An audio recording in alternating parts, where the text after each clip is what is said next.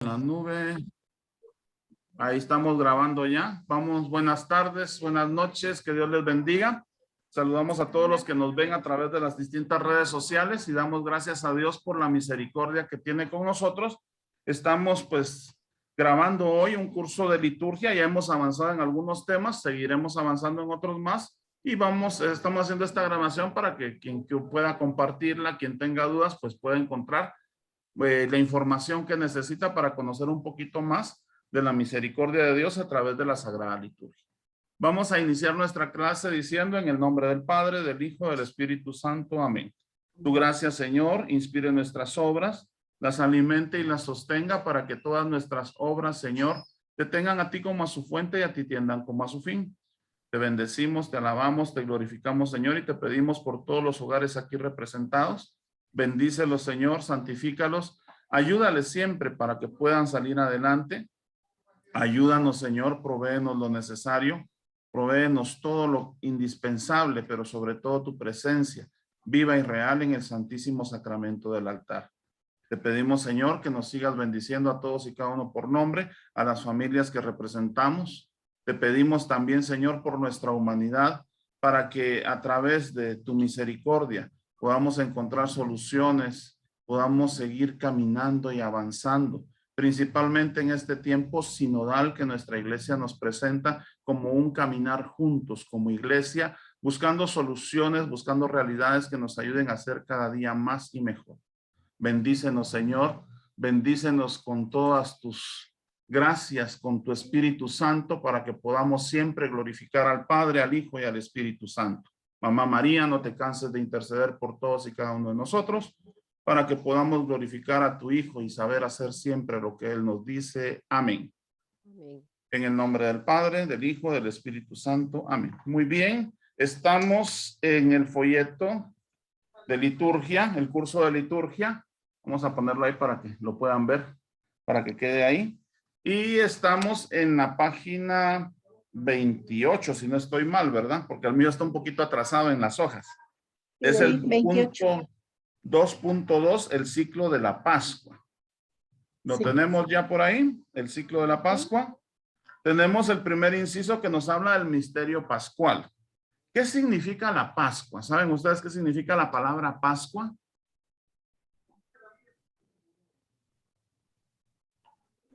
A ver. ¿Qué significa? El paso. Paso, correcto. No paso de que no se va, sino que paso de que significa el paso. El paso de nuestro Señor, correcto. La Pascua se empieza a celebrar en el Antiguo Testamento. Por favor, doña Ani, ¿nos puede leer el inciso A, el primer párrafo, por favor? Sí. Dice, el misterio pascual, anunciado en el Antiguo Testamento. Toda la obra de la redención del hombre y de la perfecta glorificación de Dios puede encontrarse anunciada en unas maravillosas intervenciones de Dios que se encuentran señaladas en el Antiguo Testamento. De hecho, el Antiguo Testamento busca anunciar proféticamente a Cristo, Redentor del universo, y el reino de Dios entre los hombres.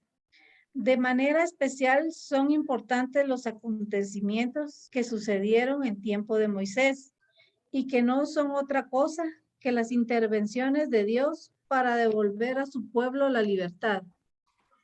Es muy importante recordar la Pascua, es decir, el paso del ángel del Señor en medio de Egipto.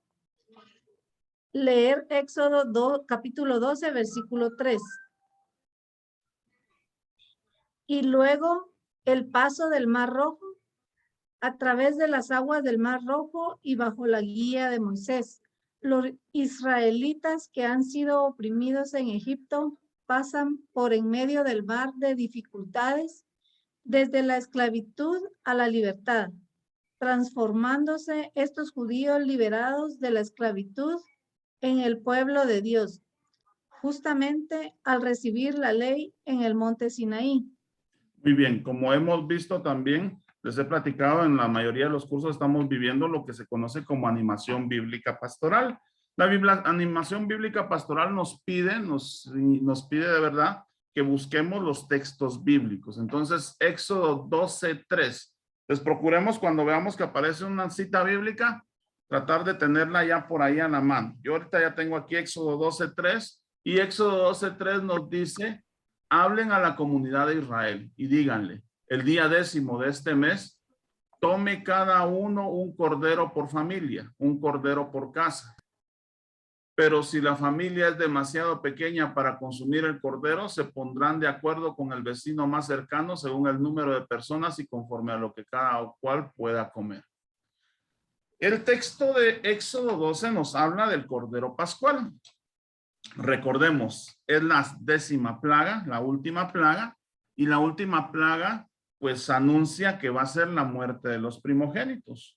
Va a pasar el ángel del Señor en medio del pueblo de Egipto y a todos los primogénitos se los va a llevar a la presencia de Dios. Pero en las casas donde hayan sacrificado el cordero, pues no va a pasar el ángel de la muerte, no va a pasar ese ángel de Dios. Entonces tienen que sacrificar un cordero, lo tienen que degollar, lo tienen que hacer asado. Con la sangre que saquen del cordero tienen que marcar las puertas, los laterales y la parte superior de la puerta con esta sangre para que el ángel cuando pase vea que ahí ya se hizo un sacrificio y no va a entrar. No se va a llevar a los primogénitos. Entonces este cordero pascual pues tiene unas características, ¿verdad? Tiene que ser un cordero macho de 1 año, sin defecto y tiene que morir degollado.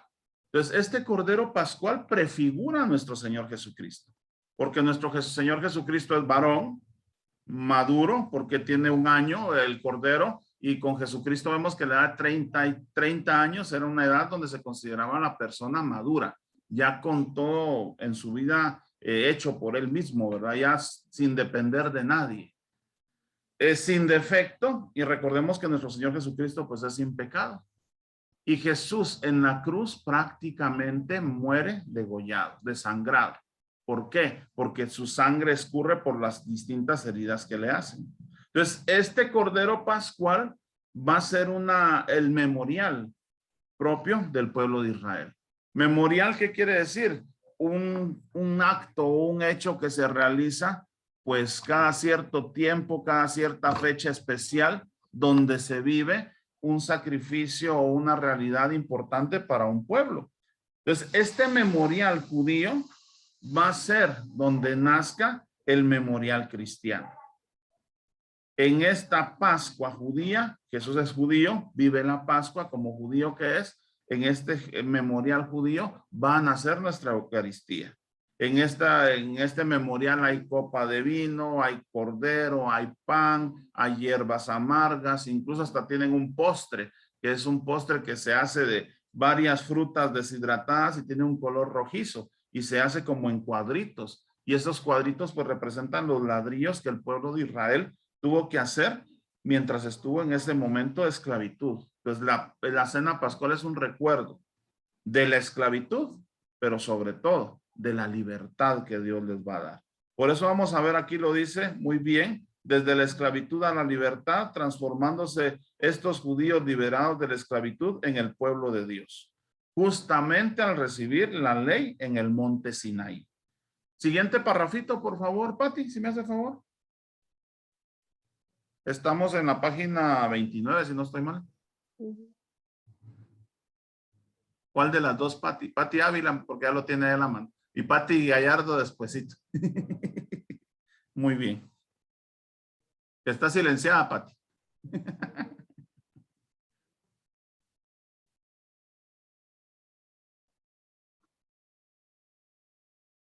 Tecnología que nos gana. Bueno, Pero aquí estamos haciendo la luz. El misterio pascual cumplido en El siguiente inciso que falta ahí. Pero también es importante recordar al profeta Isaías, que nos presenta en su libro un personaje misterioso. Hablamos del siervo sufriente que aparece para la salvación de una multitud. El único profeta que nos habla en concreto de la humillación y de la gloria del futuro Mesías es el profeta Isaías. Este siervo misterioso realiza su vocación ofreciendo su propia vida por los pecados de todos los hombres.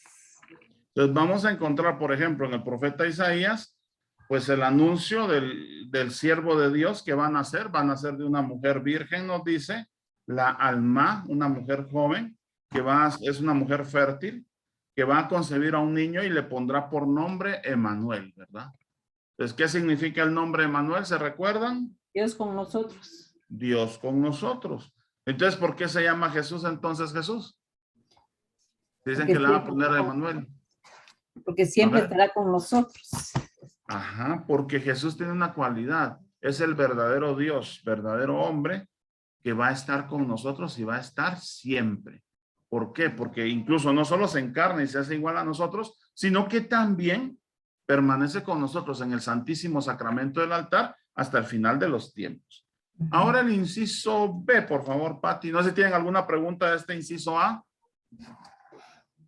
¿Alguna duda o algo que quieran aclarar?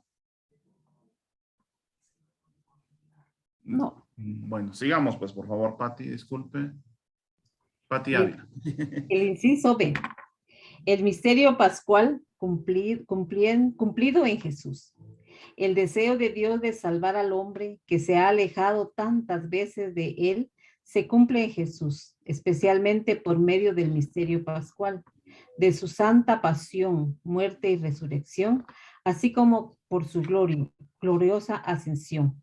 Misterio por medio del cual Jesús, muriendo, ha destruido nuestra muerte y resucitando nos ha devuelto la vida. Jesús comienza con un primer momento que es el de su propia humillación. La cruz será el final de la vida del siervo sufriente, que acepta el sufrimiento por obediencia a Dios y amor al hombre. La resurrección será la respuesta del Padre, respuesta de amor al Hijo que supo entregar su vida por la salvación del hombre. Así, la Pascua de Jesús tiene dos aspectos, el de la muerte y el de la vida. Y no debemos olvidar que Jesús no redimió a la humanidad según la manera de los grandes y poderosos, sino haciéndose siervo, como lo dice el mismo San Mateo en su Evangelio. El Hijo del Hombre no ha venido a ser servido, sino a servir y a dar su vida en rescate por muchos. Mateo 20:28. Cabalmente aquí tenemos la cita nosotros, entonces no la vamos a buscar porque aquí la tenemos escrita, ¿verdad? Donde Mateo nos recuerda que Jesús no ha venido a servir, a ser servido, sino a servir. Ustedes se recuerdan el momento de la última cena, lo han vivido muchas veces a través de la liturgia que prestan en la comunidad, el servicio litúrgico. ¿Qué se celebra en la cena de Jueves Santo? ¿Qué es lo que hace extraordinario el Padre ese día? El lavatorio de pies. El lavatorio de los pies. En el tiempo de Jesús, ¿quién hacía el lavatorio de los pies? Recuérdense que los judíos eran muy escrupulosos. ¿Y qué pasaba? Cuando alguien llegaba a una casa, antes de entrar se tenía que lavar los pies de las rodillas a la punta de los dedos y las manos de los codos a la punta de los dedos, porque si estaba contaminado, se purificaba y podía entrar ya en la casa tranquilamente. Entonces, ¿quién era el encargado de hacer esos lavatorios en las casas del tiempo de Jesús? Los servidores, los empleados, ¿cómo le llamaban antes? Ajá. Esclavos, no sé. Ajá. Los esclavos. Fíjense que los servidores y empleados, pero principalmente le tocaba al esclavo. ¿Por qué? Porque el esclavo no importaba si se contaminaba. El esclavo no contaba, no era importante. Entonces Jesús prácticamente con este servicio que hace del lavatorio de los pies, Jesús toma la condición de esclavo, se hace esclavo nuestro para servirnos y nos da una lección muy grande porque Jesús que nos dice, hagan esto entre ustedes mismos, lávense los pies los unos a los otros. Entonces estamos recordando pues el ciclo pascual. Ahora pasamos ya a la siguiente página y tenemos el ciclo de la Pascua, por favor. Dinora, no sé si nos puede leer el primer parrafito, el chiquito. Como podemos ver en la hoja del esquema del año litúrgico, el ciclo de la Pascua podemos dividirlo en 3 partes, cada uno de ellos muy importante. Comenzaremos estudiando la primera parte, que es la Cuaresma. Muy bien. Ahorita, pues, gracias a Dios, la semana anterior, pues, vimos ya lo que es el tiempo de Adviento, el tiempo de Navidad, que es un tiempo importante para nosotros. Y anterior a este ciclo de Navidad, pues vimos que ahí estaba un cuadrito donde nos presentaba pues el año cristiano, cómo está dividido el año litúrgico, ¿verdad? Y que son 34 semanas, más las semanas propias del tiempo de Adviento, tiempo de Navidad, el tiempo de Cuaresma y el tiempo de la Pascua. Entonces vimos ahí en ese esquema, pues cómo está dividido el año litúrgico y el énfasis que nos está haciendo acá. Como esto lo vimos la vez pasada, pues ahora continuamos y estamos viendo ahorita pues el tiempo de Cuaresma. Número 1, por favor, Dinora. La Cuaresma tiene por única finalidad el prepararnos a la celebración solemne de la Pascua del Señor. Va desde día miércoles de ceniza hasta el momento en que el Jueves Santo celebramos la misa de la Cena del Señor. 6 domingos forman este tiempo. Algunos reciben nombres especiales. El primero, Domingo de las Tentaciones. El segundo, Domingo de la Transfiguración. El sexto, Domingo de Ramos, conocido también por Domingo de la Pasión del Señor. Dentro de la Cuaresma y concretamente el Martes Santo, en la Arquidiócesis de Guatemala tenemos por la mañana una celebración muy importante en la Iglesia Catedral, la celebración de la Misa Crismal, en la cual los sacerdotes renovamos nuestras promesas sacerdotales y además son bendecidos los óleos santos que serán usados durante un año. Óleo de los catecúmenos, de los enfermos y el Santo Cristo. Muy bien. Por ejemplo, aquí faltan otros domingos, ¿verdad? ¿Se dan cuenta ustedes? Llega el segundo domingo, que es la transfiguración. El tercer domingo, si no estoy mal, es el domingo de... Ay, ahorita se me fue, pero el quinto domingo es el domingo de Lázaro. El cuarto domingo es el domingo del escándalo, porque habla de si alguien escandaliza a los más pequeños. ¿Le manda? Si alguien escandaliza a los más pequeños, le vale más ponerse una piedra en el cuello y lanzarse al río o al mar, a un lago. El tercer domingo de Cuaresma es el domingo de la Samaritana, cuando Jesús tiene ese diálogo con la Samaritana. Entonces vean ustedes, cada domingo tiene un énfasis, un título. ¿Por qué? Porque nos habla del evangelio propio de ese día. Ahí tenemos los otros domingos, ¿verdad? Porque aquí una vez nos salta al sexto domingo, que va a ser el domingo de Ramos, el último del domingo previo a la Semana Santa, ¿verdad? Vean ustedes, importante, en otros países los santos óleos se bendicen el Jueves Santo también. En cambio, aquí en Guatemala tenemos una característica especial, que lo hacemos el Martes Santo. El Martes Santo es la misa crismal, donde se consagran estos óleos. Estos óleos son de aceite de oliva.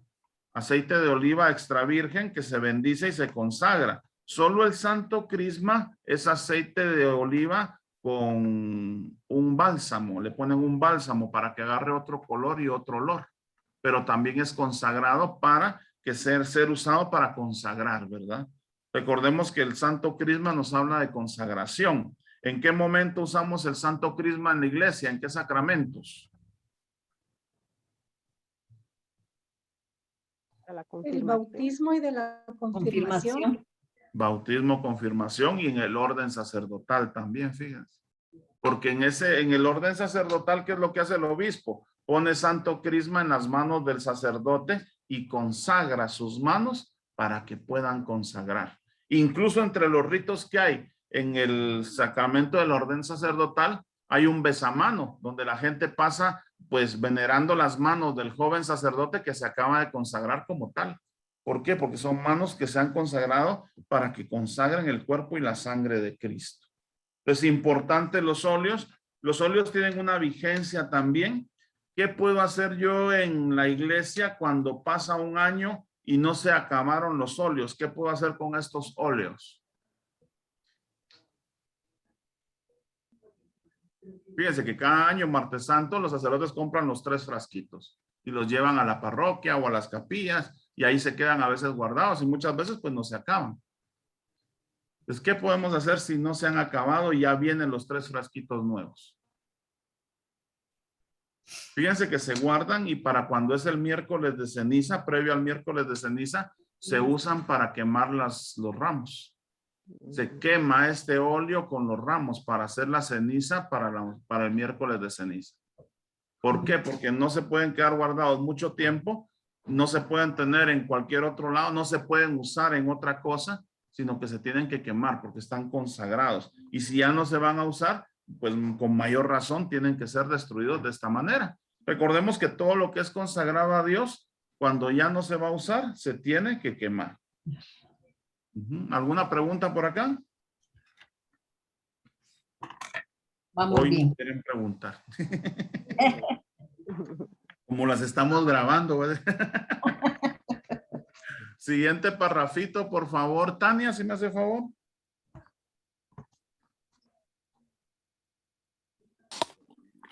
La cuaresma tiene una duración aproximada de 40 días. Esto tiene una significación bíblica. Simbolizan los 40 días de ayuno hechos por nuestro Señor en el desierto. También los 40 años en el pueblo de Dios. En el pueblo de Dios camino por el desierto hacia la tierra prometida. También los 40 días que estuvo Moisés en el monte Sinaí. Los 40 días que Goliat enfrentó a Israel hasta que David lo mató. Los 40 días durante los cuales Elías, ayudado por el pan cocido que comió y por el agua que Dios le diera, caminó hacia el monte Horeb. También los 40 días que Jonás predicó la penitencia a los habitantes de Nínive. De Nínive, ¿verdad? Los ninivitas. ¿Qué significa el número 40 para la cultura de Israel? Purificación. Fíjense, el número 40 significa purificación. Por eso nosotros tenemos a bien, cuando alguien fallece, por ejemplo, tenemos misa de 40 días, ¿se han fijado? No de 30 días, sino que de 40 días. ¿Y por qué? Porque creemos por fe que ya han pasado 40 días de que nuestro hermano murió y que se ha purificado. Y que confiamos en Dios que ese tiempo ya fue suficiente para que Él se purifique y pase a la presencia de Dios. Por eso es ese símbolo del número 40, ¿verdad? Ahí es donde nosotros le damos un sentido a lo que vivimos. Por ejemplo, cuando alguien muere, muchas veces vemos en la casa donde está el difunto, se está velando, que hay una veladora y hay un vaso de agua, ¿verdad? Entonces a eso, por ejemplo, también le tenemos que dar un sentido. ¿Por qué? Porque hablamos de que la vela representa que el que está ahí tendido tuvo fe, fue bautizado y por eso está también el vaso de agua. Representa que fue sepultado con Cristo para resucitar con Cristo otra vez. Entonces, a todo tenemos que darle un significado bíblico y teológico. Entonces, el número 40 va a representar esa purificación. Si nos vamos a Levítico 12, vamos a encontrar la purificación de la mujer después de dar a luz. Fíjense, porque tenían que pasar 40 días. Yo me recuerdo no hace mucho, cuando mi hermana nació, mi mamá se echó los 40 días en la casa y no salía. ¿Por qué? Porque tenía que esperar esa cuarentena, ¿verdad? Y a los 40 días lo primero que hizo fue llevar a mi hermana a la iglesia, ¿verdad? Y cabal como caía miércoles, pues a San Sebastián, a ver el Padre Eterno. Pero ya cuando leemos el Levítico nos damos cuenta que cuando nacía un niño, cuando nacía un varón, la mujer era impura 40 días. Pero cuando nacía una niña, la mujer era impura 80 días. ¿Sí? El doble de impura por haber producido una mujer. Ay. Solo para que se hagan una idea. Les dejo ahí de tarea. Ustedes busquen Levítico 12 y van a ver que ahí dice cabalmente eso. Entonces, ¿qué es lo que pasa? Recordemos, había un problema de machismo, un problema en contra siempre de la mujer, porque por la mujer se había perdido el paraíso. Pues había que castigar a la mujer y una forma pues de seguirla castigando, pues era recalcando estas cosas. Entonces, el número 40 significa purificación. ¿Por qué rezamos 9 días al difunto? ¿O por qué hacemos novenas? A los difuntos, por los difuntos rezamos 9 días porque hablamos incluso de una gestación espiritual, donde nuestro hermano está naciendo a esa vida eterna. Entonces son 3 días dedicados al Padre, 3 días dedicados al Hijo y 3 días dedicados al Espíritu Santo. A través de estas oraciones, nosotros confiamos y creemos en Dios que nuestro hermano, que es hijo del Padre, hermano de Cristo, y que fue templo del Espíritu Santo, a través de estas oraciones, pues se le va a ayudar a santificarse y pueda entrar a esa presencia de Dios. Y estos 9 días también sirven para darle consuelo a la familia, para que la familia esté tranquila y sepa que todo lo que hagan en nombre de este hermano, pues le ayuda a gozar de esa presencia de Dios. Recordemos que todo esto lo encontramos fundamentado en el segundo libro de los Macabeos, capítulo 12, cuando Judas Macabeo ofrece una ofrenda por los que habían muerto en la batalla. Esto es del Antiguo Testamento, donde Judas Macabeo pues se da cuenta de que murieron muchos en pecado, hace una colecta y mandan a hacer una ofrenda en Jerusalén, en el templo, por aquellos que murieron en pecado. Entonces vemos nosotros que se intercede, se pide por los difuntos. Entonces por eso nosotros hacemos mucha oración. Cuando acaba el año, pues obviamente entendemos que es el primer aniversario luctuoso de nuestro hermano y recordamos ya ese momento como el hecho de su partida a la casa del Padre. Todos nosotros estamos llamados para volver algún día a la casa del Padre. No sabemos ni cuándo ni cómo va a ser. Entonces es importante que nosotros hagamos oración por todos los que podamos, porque recuérdense el dicho, hoy por ti, mañana por mí. En la medida en que ayude yo a muchas almas a pasar a la presencia de Dios, estas almas en su momento me ayudarán a mí a pasar a esa presencia de Dios. Sigamos, por favor, Tania, perdón, que interrumpo mucho, hablo mucho yo. Este tiempo de Cuaresma es sobre todo un tiempo de conversión. Estamos invitados a lograr esa conversión mediante la práctica del ayuno, la limosna y la oración. Especialmente importantes son los días miércoles de ceniza y viernes santo, días en los cuales esos medios deben ser practicados más íntimamente. Si vamos a misa todos los días de la Cuaresma, nos daremos cuenta que los textos de la misa nos presentan unos la historia de la salvación, otros la proclamación de la ley y los deberes morales que nacen de la alianza con Dios, y otros las llamadas de los profetas a la conversión y al arrepentimiento.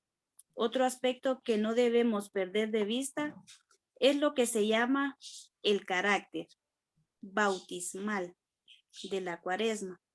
Es decir, en este tiempo no nos invita a recordar nuestro bautismo, a caer en la cuenta de su importancia en nuestra vida y a renovar aquellas promesas bautismales que fueran hechas por nuestros padres y padrinos el día de nuestro bautismo. Es tiempo también de renovar la fe en Dios que nos ama. Muy bien. Entonces vemos acá, pues que hay características esenciales, ¿verdad? La ofrenda, la limosna, la oración y el ayuno. Y yo digo ofrenda, ¿por qué? Porque hablamos de 3 formas de dar en la iglesia. La ofrenda, la limosna y el diezmo. ¿Qué es el diezmo? La 10ª parte de nuestro trabajo que nosotros le demos al Señor. Ajá. Lo que le toca a Dios de lo que yo trabajo, a lo que yo gano. Es la 10ª parte, ¿verdad? ¿Qué es la limosna?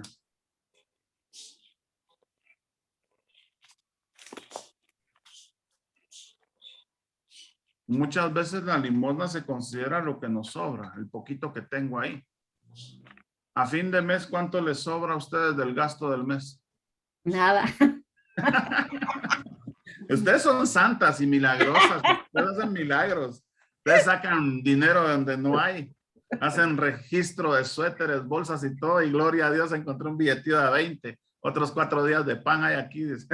Ahí sí que volvemos el dinero como hule. Lo estiramos Sí. hasta donde da. Pues, imagínense, si limosna habla de dar de lo que me sobra, pues no nos sobra mucho, ¿verdad? Y la ofrenda es dar lo que yo necesito. Hasta lo que yo necesito, lo que es indispensable para mí. Hay un hermano que tiene una necesidad más fuerte que yo, entonces vengo y se lo doy. Entonces esa es la ofrenda. Entonces por eso a mí me gusta más decir esto, ¿verdad? Darle a Dios lo que le toca, pues si Dios me dio todo, tendría que darle todo. Claro. Pues no le puedo dar el diezmo, tengo que darle todo, ofrecerle siempre todo. Darle a Dios lo que me sobra, pues no puedo tampoco. ¿Por qué? Porque Él es el que me ha dado todo. ¿Cómo le voy a dar migajas de lo que Él me ha dado? Y darle hasta lo que necesito, pues ahí sí estamos un poco mejor, ¿verdad? Entonces vemos nosotros que también esto de la ofrenda, la limosna y el diezmo, pues lo hemos limitado mucho a dinero. Y no es solo dinero, es mi presencia, es mi servicio, es mi estar en la iglesia, ¿verdad? Que tengo que dar esa ofrenda de mí mismo para el bien de toda la iglesia. También nos menciona 2 días importantes. En 2 días en los que se practica más intensamente, pues cuando menos el ayuno. ¿Qué es el ayuno?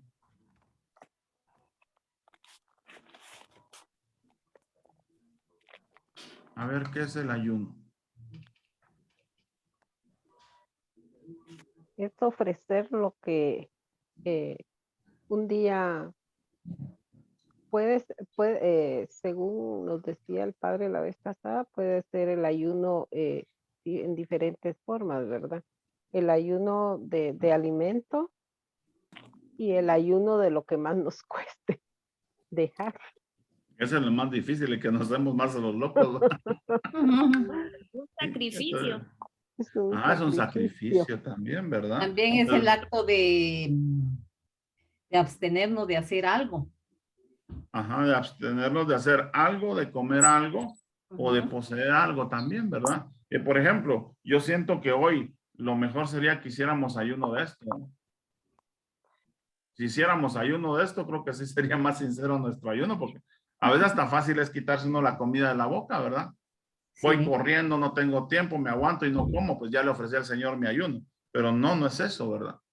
E incluso, por ejemplo, tenemos personas que están ya con algún tipo de quebranto de salud y que no pueden hacer ayuno, ¿verdad?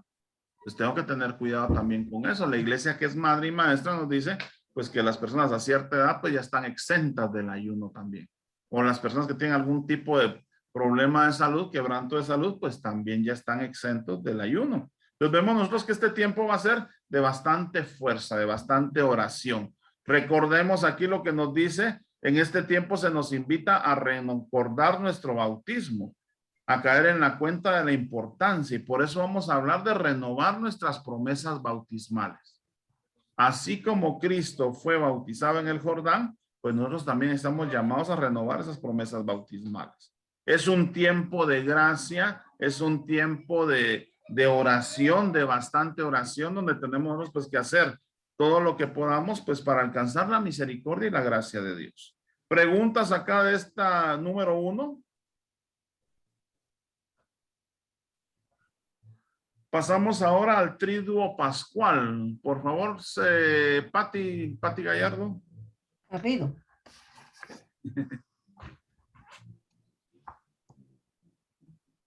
Garrido, porque la Gallardo es la otra. Mi hija, dígase. Bueno. Pero al final son una misma, diría. Sí, cabal. Exactos, es la misma sangre mezclada. Recibe este nombre una triple celebración. La celebración de la Cena del Señor, Jueves Santo por la tarde. La celebración de la Pasión del Señor, Viernes Santo por la tarde. Y la celebración de la Resurrección del Señor, Sábado Santo por la noche y Domingo de Resurrección. Hablaremos brevemente de cada una de estas celebraciones. La celebración de la Cena del Señor. Esta celebración abre la celebración de la Pasión del Señor. Las lecturas de la misa de este día son muy importantes. La primera, Éxodo 12, nos relata la institución del rito de la Pascua, la inmolación del Cordero para el rito de la Cena, el paso del Señor esa noche, eliminando a los primogénitos de Egipto, el recuerdo de la Pascua como fiesta en honor del Señor para todas las generaciones, celebración memorial. La segunda lectura, tomada de 1 de Corintios 11, nos da la descripción y el sentido de la cena pascual, pascual cristiana, celebrada por mandato del Señor. Se trata de un banquete ligado al sacrificio de Cristo, y el evangelio tomado de Juan 13 nos presenta el lavatorio de los pies, en el cual Jesús, siendo maestro, se hace siervo, lavando los pies a los apóstoles. A través de este gesto, Jesús quiere hacer comprender el sentido profundo de su propia misión. Se trata de un servicio de amor a Dios y a los hombres, que tiene su momento más importante en la pasión y la muerte. Muy bien. Muy bien, ahí vamos a quedarnos un momentito. Busquemos, por favor, 1 Corintios 11, capítulo 11, versículos 17 al 34, por favor. 1 Corintios 11, 17 al 34. Ya la tengo. Gracias, Ani, por favor. Dice, la cena del Señor. Siguiendo con mis advertencias, no los puedo alabar por sus reuniones, pues son más para mal que para bien. En primer lugar, según me dicen, se reúnen como iglesia. Se notan divisiones entre ustedes y en parte lo creo. Incluso tendrá que haber partidos para que así se vea con claridad con quién se puede contar. Ustedes pues se reúnen, pero ya no es comer la cena del Señor, pues cada uno empieza sin más a comer su propia comida, y mientras uno pasa hambre, el otro se embriaga. ¿No tienen sus casas para comer y beber? ¿O es que desprecian a la iglesia de Dios y quieren avergonzar a los que no tienen nada?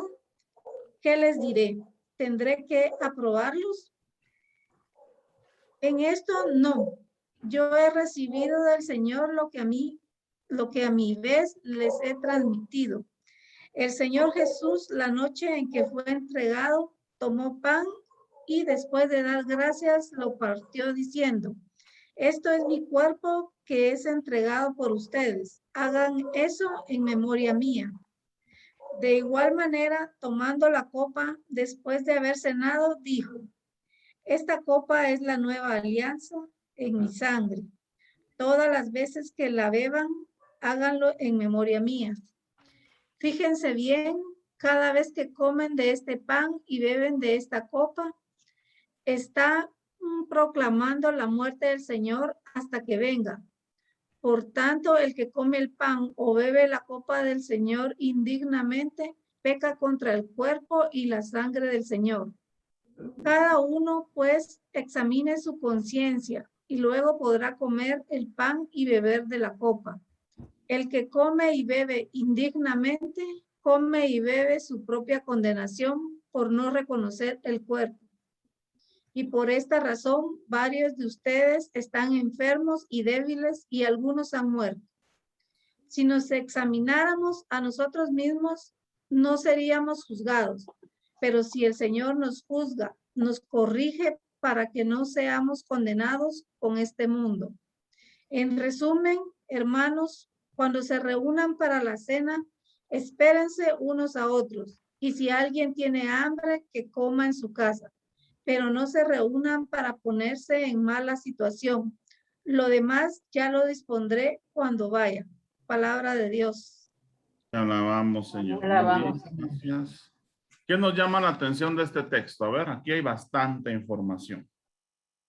A ver.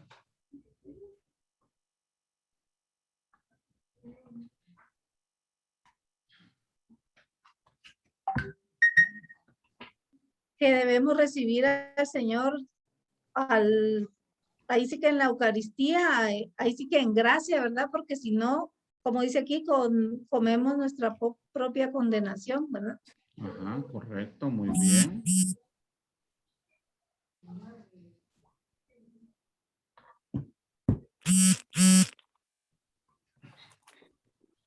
El versículo 23 al 25 nos habla del memorial. Ese es el memorial, lo que está contenido acá, que es la memoria que Jesús nos pide que guardemos, ¿verdad? Nos dice tomando el pan, dando gracias, lo parte y lo dice: este es mi cuerpo que se entrega por ustedes, hagan esto en memoria mía. De igual manera tomó la copa después de haber cenado, dijo: esta copa es la nueva alianza de mi sangre. Todas las veces que la beban, háganlo en memoria mía. Entonces imagínense, aquí es donde Jesús instituye el memorial. Y eso es lo que Pablo está diciendo. Yo he recibido del Señor lo que a mi vez les he transmitido. Ese es el memorial. Eso es lo que recordamos el Jueves Santo. La institución de la Eucaristía, el amor unos con otros y el orden sacerdotal. Son tres cosas fundamentales el Jueves Santo. Orden sacerdotal, porque si no hay sacerdotes no hay quien consagra. No hay quien haga que se haga, ayude a que se haga presente el cuerpo y la sangre de Cristo. El don de la Eucaristía, que es el memorial que Cristo nos ha dado y es un memorial para siempre. Y sobre todo, pues el mandamiento del amor también, ¿verdad? Si yo no tengo amor, nada soy.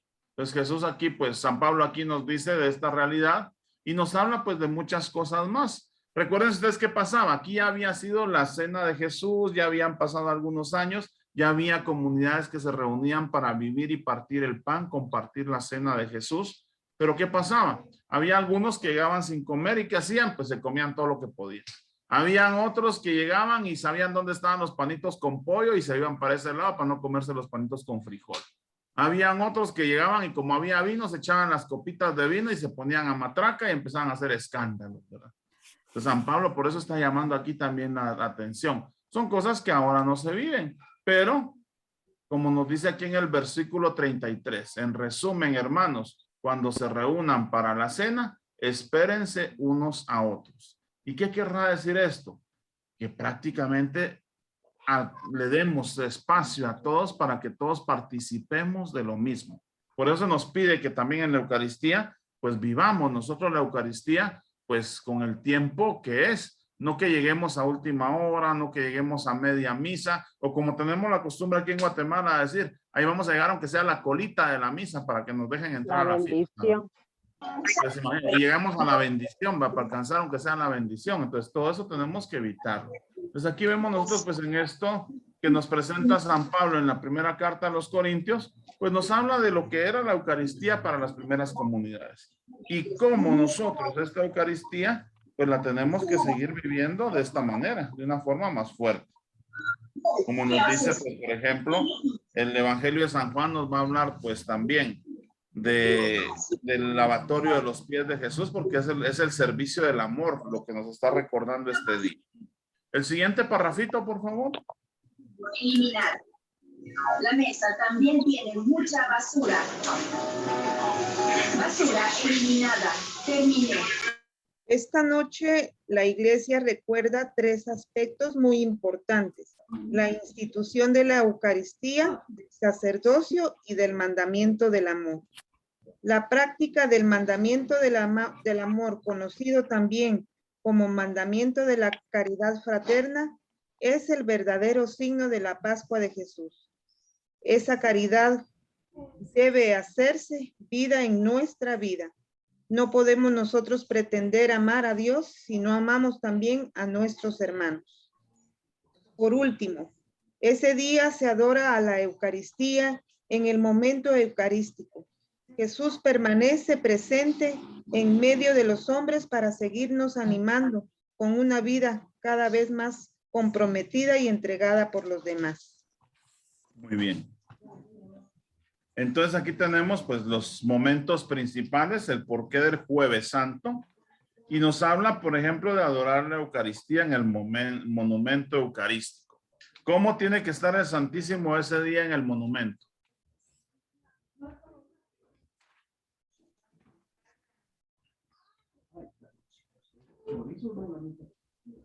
¿Cómo tiene que estar la Eucaristía ese día en el monumento? A ver. En custodia. En una custodia, en un copón, ¿cómo tiene que estar?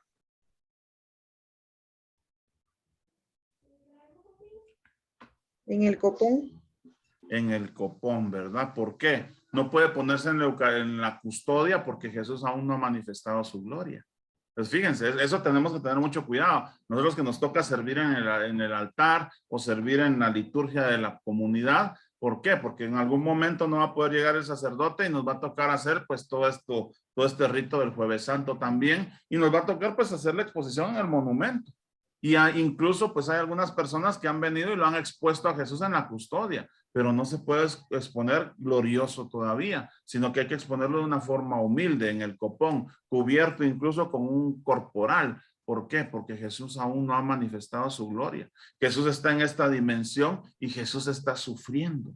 Entonces Jesús, ¿qué es lo que nos pide? Que lo acompañemos aunque sea una hora. Porque ustedes leen el texto de la oración de Jesús en el huerto, el reclamo de Jesús para los discípulos es, ni siquiera una hora pudieron velar conmigo.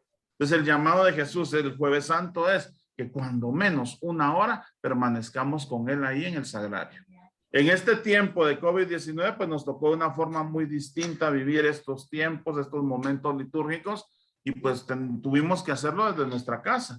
Primero Dios, pronto pues podamos volver a acompañarle en el Santísimo Sacramento del altar, en el sagrario. ¿Alguna pregunta del Jueves Santo?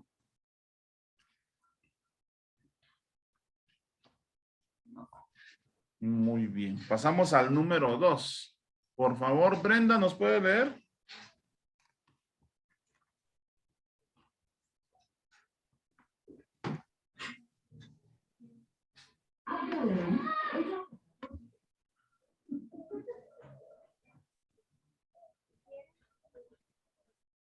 Hermana No la Brenda. escuchamos, Brenda. Hermana Brenda. Está abierto su micrófono, pero no la escuchamos. Sí, no está ahí de plano. Bueno. Erwin, ¿nos puede leer el número 2, por favor? No se escuchan. Bien. ¿Sí? ¿Algún problema tiene el otro micrófono? Dice la celebración de la pasión del Señor el Viernes Santo. No es considerado una liturgia como un día de luto y de llanto, sino un día de amorosa contemplación del sacrificio de Jesús en la cruz. Sacrificio que es la fuente de nuestra salvación. La Iglesia ese día no hace un funeral, sino que celebra la muerte victoriosa del Señor. Por eso se habla de la gloriosa pasión del Señor. Este día, por una antiquísima tradición, la Iglesia no celebra la Eucaristía. El elemento más importante de este día es la proclamación de la palabra. El rito se compone de 3 partes. Entonces, como nos dice acá, no es un día de luto, sino que es un día donde se recuerda el sacrificio de Jesús y con amorosa contemplación, pues estamos como testigos de este sacrificio de nuestro Señor Jesucristo. Inciso A, por favor. La liturgia de la palabra, con 3 lecturas, una tomada del profeta Isaías, otra tomada de la carta a los Hebreos y el Evangelio de San Juan, relatándonos la pasión del Señor, capítulo 18 y 19 del Evangelio. Al terminar las lecturas y después de una breve homilía, viene la solemne oración de los fieles pidiendo por las intenciones de la Iglesia y del mundo. Muy bien. Preguntas. ¿Qué hay que tener listo el Viernes Santo en el altar? A ver.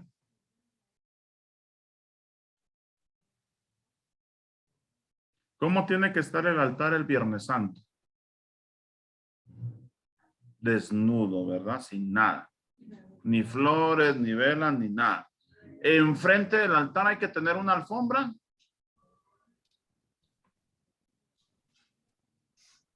¿Por qué? A ver.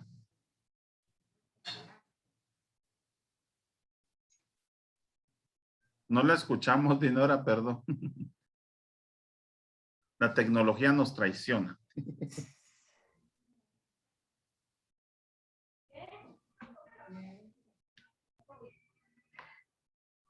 Bueno, tenemos que tener una alfombra en el altar, al frente del altar, porque cuando entra el sacerdote se postra pecho al tierra, fíjense. Se postra ante el altar. Y esto nos recuerda que como pueblo nos abandonamos en las manos del Señor. ¿Sí, Dinora? Perdón. Sí, eso era lo que iba a decir, pero no podía abrir el micrófono. No tenga pena, Dinora. Gracias, gracias. Entonces, ese día el sacerdote se postra boca abajo ante el altar. Entra en silencio con el pueblo. No hay canto de entrada. El sacerdote se arrodilla y se postra y nos da un gesto de abandono total ante el Señor, donde nos ponemos como el sacerdote en disposición, en las manos del Señor. El altar está vacío, está sin nada, ni mantel, ni velas, ni flores. El sagrario incluso está abierto porque las hostias están guardadas en el monumento. Ese día no hay Eucaristía, sino que es una celebración de la palabra. Muy bien, por favor, Pati, el inciso B.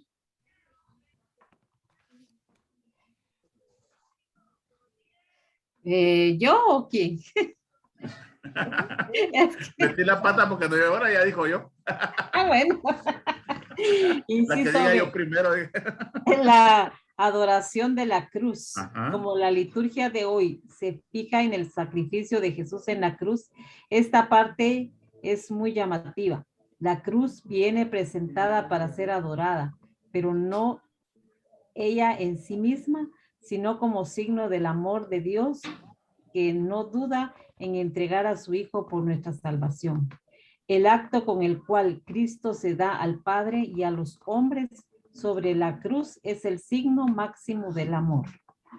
Entonces, ¿por qué adoramos la cruz? Porque es el signo máximo del amor. Ajá, y porque fue bañada con la sangre de Cristo. La sangre de Cristo. Es una reliquia para nosotros. A la par de donde está la cruz en ese momento de la adoración, ¿qué hay que tener? Aparte de 2 velas, ¿qué más hay que tener? Un canastito para la ofrenda para Tierra Santa, fíjense. Ese día se pide ofrenda para sostener todo lo que se encuentra en Tierra Santa. ¿Por qué? Porque fíjense que allá es mucho más cara la vida que acá. Y cuesta de verdad, y hay que pagar derechos. ¿Por qué? Porque como es una tierra que es de judíos, musulmanes y cristianos, hay que pagar ciertos derechos. El estar allá a las personas pues les sale carísimo, no, casi nadie quiere estar por allá, pues cuesta mucho mantener estos lugares. Hay que darles mantenimiento también. Pues sí es cierto, entran ofrendas allá, pero así como este tiempo de COVID-19, todos estos lugares se quedaron sin afluencia de gente. Entonces imagínense, el Viernes Santo mi obligación es dar una ofrenda en ese canastito por el sostenimiento de Tierra Santa. ¿Cuánto cuesta aquí en Guatemala una botellita de agua salvavidas? Una botellita de agua pura. Mejor no digo marcas. 4, 5, 3.50. 4 o 5 quetzales, ajá. 5 quetzales, digamos. Ajá. ¿Cuánto cuesta una botellita de agua de estas de a 5 quetzales aquí en Europa? Unos 20. Fíjense que cuesta 5 euros y el euro está a 10 por 1, más o menos. Entonces, ¿cuánto costaría la botellita de agua? 50 quetzales. Ay, santo Dios. Y en Tierra Santa, donde no hay agua. Dice que es más barato tomar una copa de vino que comprar una copa de vino, sí, sí, cierto. Ajá. Sí, dice, y en así Tierra dice. Santa, que no hay agua, costará el triple, tal vez unos 15 euros la botellita de agua. 150 quetzales. Y aquí abrimos el chorro y se cae el agua. Y ay, se me olvidó cerrar el chorro. Nos va a salir exceso, pero ahí lo pago, no hay problema. Imagínense qué pecado de omisión tenemos ahí tan grande. Un pecado bastante grande, ¿verdad? Entonces, por eso se recauda el Viernes Santo en el momento de la adoración de la cruz. ¿Por qué? Porque recordamos a todos los que están allá trabajando, sirviendo a la iglesia, dando su vida y que hay que sostenerles la vida. Sí, imagínense, si eso cuesta una botellita de agua, ¿cuánto costará una caja de pastillas de medicina? Porque los que están allá también padecen de la presión, del azúcar, de cualquier otras enfermedades. Entonces, imagínense, hay que sostenerlos. Por eso es la importancia de ese canastito a la par de donde se está adorando la cruz. Inciso C, por favor, Pati Ávila. Hoy sí lo dije.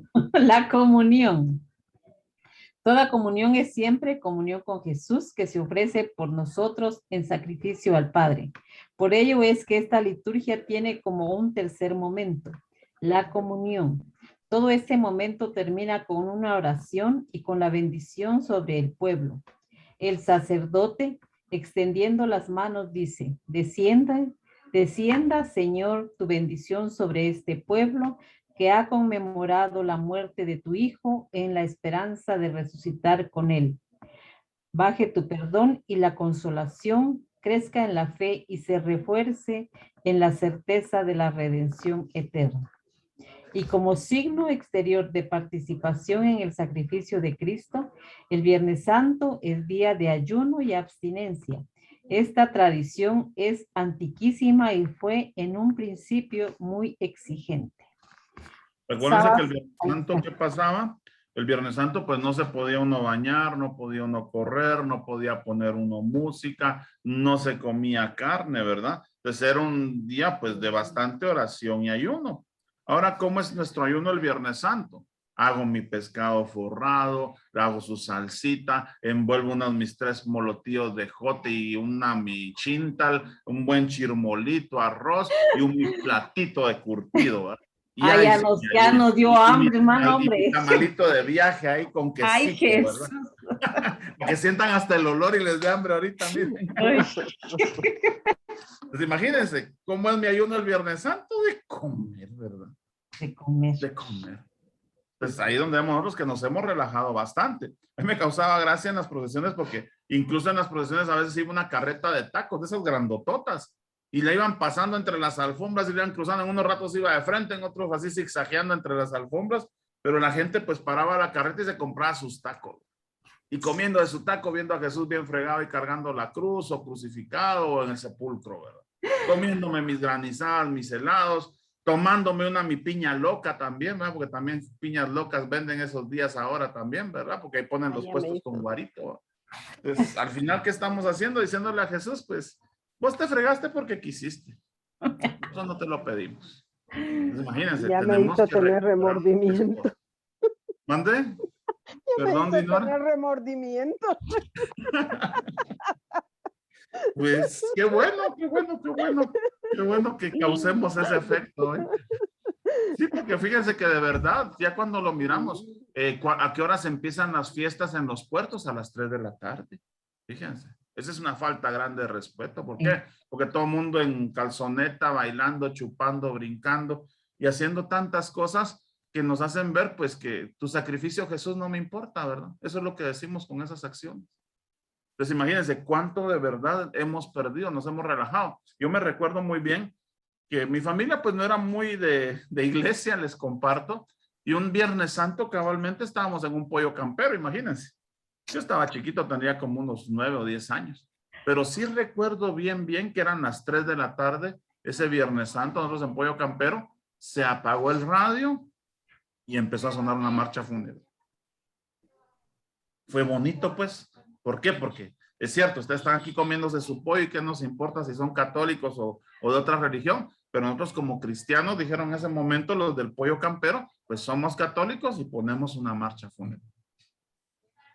Como dijo Dinora, el pollo no nos bajaba de aquí, pues, porque estábamos faltando a Jesús, pues, le estábamos faltando. Y es cierto, después vamos a ver los santo entierro y este estaba más bonito, aquel me gustó más, y que y que compremos pizza, pues, imagínense. Se vuelve un paseo. Se vuelve, por ejemplo, incluso con los monumentos. Aquí en la ciudad tenemos el problema digo yo, pues porque muchas iglesias hacen monumentos y se vuelve una competencia a ver cuál es el más bonito. Ay, es que aquel que bonito lo hace. Es que aquí en esta iglesia no hacen nada bueno, siempre ponen lo mismo. Y no es en sí el monumento todo, sino que es Jesús. El mismo Jesús que está aquí está presente en todos los monumentos. Y a ese Jesús que está presente en todos los monumentos es al que acompaña. Muy bien, por favor, Pati Ávila, el último inciso ahí de Sábado Santo. Sábado Santo, la sepultura del Señor. El día Sábado Santo sirve para que nosotros meditemos en Cristo sepultado. Ese día no hay ninguna acción litúrgica. Es un día de silencio y de oración. Es hasta en la noche que la iglesia se reúne para celebrar la gloriosa resurrección del Señor. El Sábado Santo nosotros debemos caer en la cuenta que Jesús está verdaderamente muerto. Con ello nosotros podemos comprender que Jesús es solidario con nosotros los hombres, muriendo como nosotros morimos. Muy bien, entonces vemos el Sábado Santo es importante en el tríodo pascual y como nos dice, pues ese día no hay misa, no hay ningún tipo de celebración. Incluso a mí me pasa, yo a veces el Sábado Santo El Viernes Santo me siento triste, a veces el Viernes Sábado Santo me siento como con angustia. ¿Por qué? Porque no hay Jesús. No está Jesús en el altar. No hay Jesús en el sagrario. Más si uno sirve en la capilla, no sé si a ustedes les ha pasado, pues se siente así como que raro ver el sagrario vacío y con la puertecita abierta, la luz apagada. Ay, Dios, qué triste, ¿verdad? ¿Por qué? Porque no está Jesús. Se fue, murió. Pero murió para resucitar. Porque el sábado santo, durante el día, pues no hay celebraciones, pero en la noche empieza la celebración más grande. Lo más grande que tenemos nosotros los cristianos. Y por lo cual tenemos que seguir luchando. Por favor, Patti Garrido. Ya se me quedó otra vez el apellido. Es que el Alzheimer no me deja a veces, Patti, perdón. ¿Son qué? Más de 5 o 6 años. Patti? Un montón, ¿verdad? Y ya está, no se le queda nada, perdón. Por mi culpa, por mi gran culpa. ¿Verdad? Celebración de la resurrección del Señor es la celebración más importante de todo el ciclo pascual. Nosotros deberíamos de hacer el esfuerzo por no faltar nunca a esta celebración. La liturgia es muy hermosa, aunque un poco complicada. Sin embargo, cada una de sus partes nos entrega un mensaje de esperanza y aliento. Cuatro partes forman esta bella liturgia. Entonces tiene 4 partes que son importantísimas. Hay una liturgia donde vemos nosotros que se conoce como lucernario, que es lo que vamos a describir ahorita. La liturgia de la palabra con todas sus lecturas, porque fíjense que son importantes. No fueron puestas al azar o porque ni modo pongamos esta, busquemos esta otra, no, sino que todas tienen un sentido que nos va hablando de esta resurrección de Cristo. Ya después de la liturgia de la palabra viene la liturgia bautismal y por último la liturgia eucarística. Por favor, Patti Garrido, el inciso A. Muy bien. Solemne inicio de la vigilia o lucernario, celebración de Cristo, luz del mundo. La primera parte de la vigilia celebra la luz, Cristo por su resurrección, la luz del mundo. Nosotros participamos de su misterio mediante los sacramentos de la iniciación cristiana, bautismo, confirmación, Eucaristía. Y es nuestra obligación como cristianos el ser también, junto con Jesús, luz del mundo. El cirio pascual es el símbolo de Cristo resucitado. Y las candelas que encendemos del cirio son símbolo de la vida nueva en el Señor. Nos comunica mediante el Espíritu Santo por medio de su resurrección. Lo que esta primera parte debe hacernos entender es el significado pascual de la luz que surge en medio de las tinieblas, en medio de la oscuridad. El cirio pascual es el signo principal. Cuando el cirio es introducido a la iglesia, que se encuentra en tinieblas y empieza a encenderse las candelas de los fieles, se está tratando de indicar que somos nuevo pueblo de Dios que nace de la Pascua. Todos somos peregrinos que seguimos a Cristo resucitado a través del desierto de la vida presente hacia la patria celestial. Esta primera parte finaliza con el solemne pregón pascual, con el que se anuncia el mensaje de la resurrección y se celebra las maravillas obradas por Dios en esta noche santa. Inicia con esto, se bendice el fuego, porque tiene que ser un fuego nuevo. De ese fuego se enciende el cirio pascual. El cirio pascual, fíjense que ese día el sacerdote, como se vive la plenitud de la gracia de Cristo resucitado, ese día el sacerdote puede hacer muchas cosas que normalmente no puede hacer. Una de ellas es consagrar. Entonces ese día el sacerdote puede consagrar el cirio y puede consagrar a los confirmandos, puede confirmar el sacerdote ese mismo día, porque se hace énfasis en los 3 sacramentos de iniciación cristiana. Ese día que se bendice el cirio, el sacerdote pues tiene varios símbolos que están en el cirio, ¿verdad? Está el símbolo de la cruz, está el símbolo del alfa y el omega. Alfa es la primera letra del abecedario griego y el omega es el último signo de este alfabeto griego.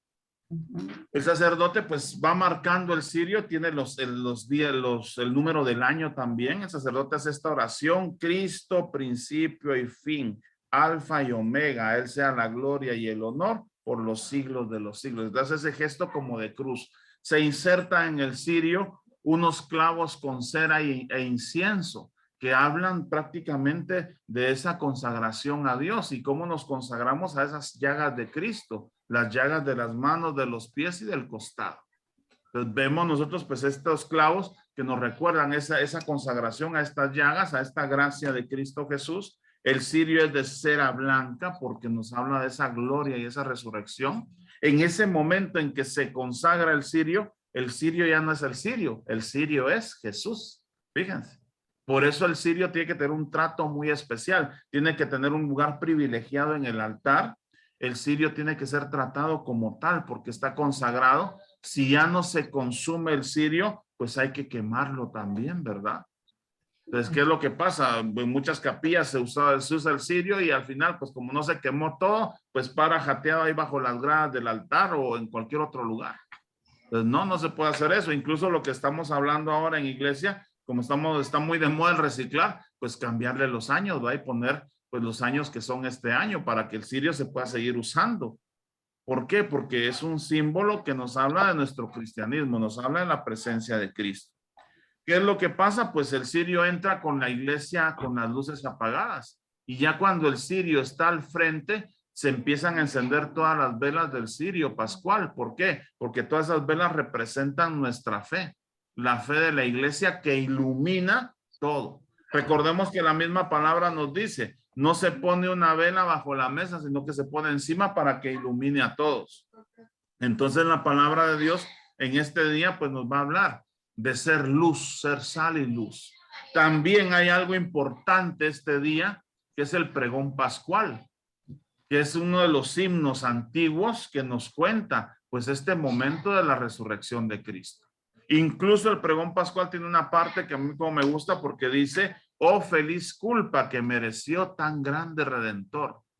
Entonces imagínense, habla que nuestra culpa, nuestro pecado es dichoso. ¿Por qué? Porque mereció la redención hecha por Cristo. Entonces ahí vemos nosotros, oh noche santa, oh noche gloriosa, en que la luz ha vencido a las tinieblas. En que se recuerda el paso del mar muerto, en el que se recuerda el paso de la muerte a la vida. Entonces vemos nosotros pues toda la importancia que tiene este mensaje que nos trae el pregón pascual. ¿Alguna pregunta acá de este lucernario? ¿O algo que necesiten saber de esto? ¿No hay curiosidades, no hay dudas? Bendito sea Dios, este año nos tocó vivirlo más de cerca, porque como ya aquí en nuestra capita ya se celebran las misas todos los domingos. Ajá. Y ya nos designaron un sacerdote. Hemos vivido, pero sí, gracias a Dios, porque no es lo mismo que nosotros como servidores estemos colaborando en preparar todos estos ritos, ¿verdad? Porque es más fácil irlos a ver allá a la parroquia, que son otros los que se encargan, ¿verdad? Y cómo debemos nosotros de hacer conciencia a los demás, ¿verdad? Que es, porque todos con la duda de que hay que dejar tapar imágenes, porque todo desnudo, ¿verdad? Y no tener imágenes y pensar que no está Jesús en esos momentos con nosotros. Y si nosotros caemos en tentación, ¿a quién va a entrar en esos momentos? Porque me imagino que ese día andan desatados, ¿verdad? Lo mismo dice Jesús, va a ser el momento de las tinieblas. Pues imagínense, ya esta entrada al cirio pascual nos tiene que dar consuelo, nos tiene que dar paz, nos tiene que dar gozo. Y como muy bien dice Patti, pues a veces es bonito ir a ver donde otros lo hacen, donde otros se los lleva al río. Y no es a mí, pero imagínense, tenemos que entrenarnos, tenemos que practicar, tenemos que ver y agotar todo el conocimiento que podamos de este momento para vivirlo y vivirlo bien, para que sea un momento sobre todo muy solemne, porque ¿qué es lo que pasa? Ah, ya viene el cirio y todo, ¿y dónde lo vamos a poner? Ay, fregado, se nos olvidó poner el pedestal donde va el cirio, a buscar dónde lo vamos a poner, imagínense. Entonces hay que tener todo un protocolo de ver qué es lo que se va a hacer ese día, dónde se va a bendecir el fuego. Se acostumbra, fíjense, Por ejemplo, aquí en mi parroquia teníamos esto muy bonito, que se bendecía el fuego en el cementerio general. El cementerio general está en la 20 calle y la parroquia está en la 25 calle. Entonces caminábamos con el cirio encendido 5 cuadras, de la puerta del cementerio hasta la parroquia. Fíjense, era muy simbólico salir del cementerio. Por esta situación del COVID, pues ya no se pudo hacer. Entonces se bendijo en la puerta de la iglesia el fuego. Ahí en una carretilla se juntó el fuego y se bendice el cirio y se hizo todo ahí con los que tenían pues acceso a entrar pues a ese día a la celebración. ¿Qué es lo que ocurre este día también? Es importante para nosotros porque es el centro, el culmen de nuestra vida cristiana. Porque como nos lo va a decir San Pablo, si Cristo no hubiera resucitado, vana sería nuestra fe. Entonces tiene que ser por eso el día más grande, no podemos perdernos este día. Inciso B, por favor, Tania. La liturgia de la palabra. Celebración de Cristo, palabra del Padre, luz de verdad. Después de la bendición del fuego y del anuncio solemne de la Pascua, la Iglesia medita las maravillas que el Señor ha obrado por su pueblo desde el principio, confiando en su palabra y en sus promesas. En esta vigilia, la Iglesia nos presenta 9 lecturas, 7 del Antiguo Testamento y 2 del Nuevo Testamento. Por motivos pastorales, este número de lecturas puede ser reducida a 3 del Antiguo Testamento y las 2 del Nuevo. Siempre debe leerse la lectura que relata el paso del Mar Rojo, lectura del Éxodo. Al terminar la última lectura del Antiguo Testamento, se canta el Gloria, que ha dejado de cantarse desde el miércoles de ceniza, y antes del Evangelio vuelve a cantarse el Aleluya, que tampoco se ha cantado desde el miércoles de ceniza. Evidentemente, ese día la homilía debe ser también muy breve. Muy bien, gracias, Tania. Entonces vemos que son elementos importantes que tenemos que recordar. Desde el viernes, desde el jueves santo se cubren las imágenes. ¿Por qué? Porque no se quiere que la gente se distraiga con las imágenes de lo principal, que es el sacrificio de Cristo. Desde el sábado santo, después de cantar el Gloria, se destapan las imágenes, se pone el mantel, entran las flores, se ponen las candelas y empiezan a sonar las campanas. Importante esto para nosotros los cristianos. ¿Por qué? Porque nos recuerda que Cristo ha vencido la muerte. Nos recuerda ese triunfo de Cristo. Y esto nos tiene que producir gozo. Porque es el problema, que a veces somos pues como que muy indiferentes. Ay, sí, otro domingo de resurrección, otro domingo más. Yo siempre les he dicho a mis alumnos, no me dejar mentir, Pati, que vivan la cuaresma como si fuera la última. Sin saberlo, en el 2019, pues nos tocó vivir una última cuaresma, porque la del 20, pues fue muy distinta. La del 21, pues también fue algo distinta, ya un poquito más a lo que habíamos vivido. Pero la del 22, primero Dios, que vaya a ser como las que siempre hemos vivido. Ahora pensemos también, porque a todos nosotros nos ha tocado el COVID-19. ¿Cuántas de nuestras amistades, amigos, familiares, conocidos, feligresía de la iglesia ya no está para celebrar esta Pascua? Porque están celebrándola con Jesús en su presencia. Entonces imagínense, por eso la importancia de vivir a plenitud cada uno de estos momentos, de saborearlo, de degustarlo bien. ¿Por qué? Porque muchas veces los vivimos como otra vez lo mismo, otra más. Y no sabemos en realidad cuándo va a ser la última vez. Inciso C, por favor, Tania. Hermano, solo una consulta.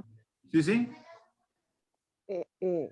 Cuando es tiempo de cuaresma, o sea, del miércoles al sábado, y hay una fiesta de un patronal, digamos, celebración de ese, ¿también se omite el Gloria y el Aleluya?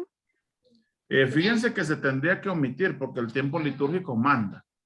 Se tendrían que omitir. Incluso, por ejemplo, la fiesta de San José, la fiesta de la Anunciación del nacimiento de Jesús, muchas veces caen o cerca de la Semana Santa o en la misma Semana Santa. ¿Y qué pasa? Se trasladan estas fiestas para después de la octava de Pascua. Ni siquiera después del domingo de resurrección, sino que hasta después de la octava de Pascua. ¿Por qué?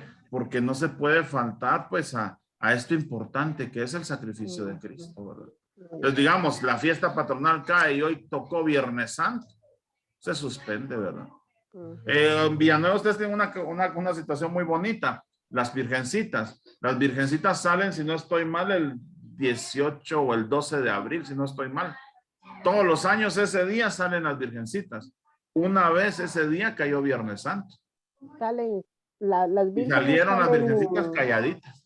Todas en su andita iban para las casas donde les tocaba. ¿Por qué? Porque hasta se vivió ese respeto, ¿verdad? Pero creo es el que respeto a vivir. ¿Perdón? Ajá. Últimamente, hermano, lo están haciendo después de la Semana Santa. O sea, como 8 días después de que, o sea, de la octava que dice, ¿verdad? Ya empiezan ahora a salir. Ajá, correcto. Ajá.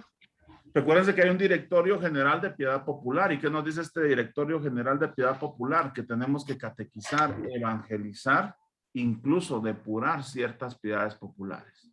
¿Por qué? Porque hay algunos excesos que tenemos que ir corrigiendo, ¿verdad?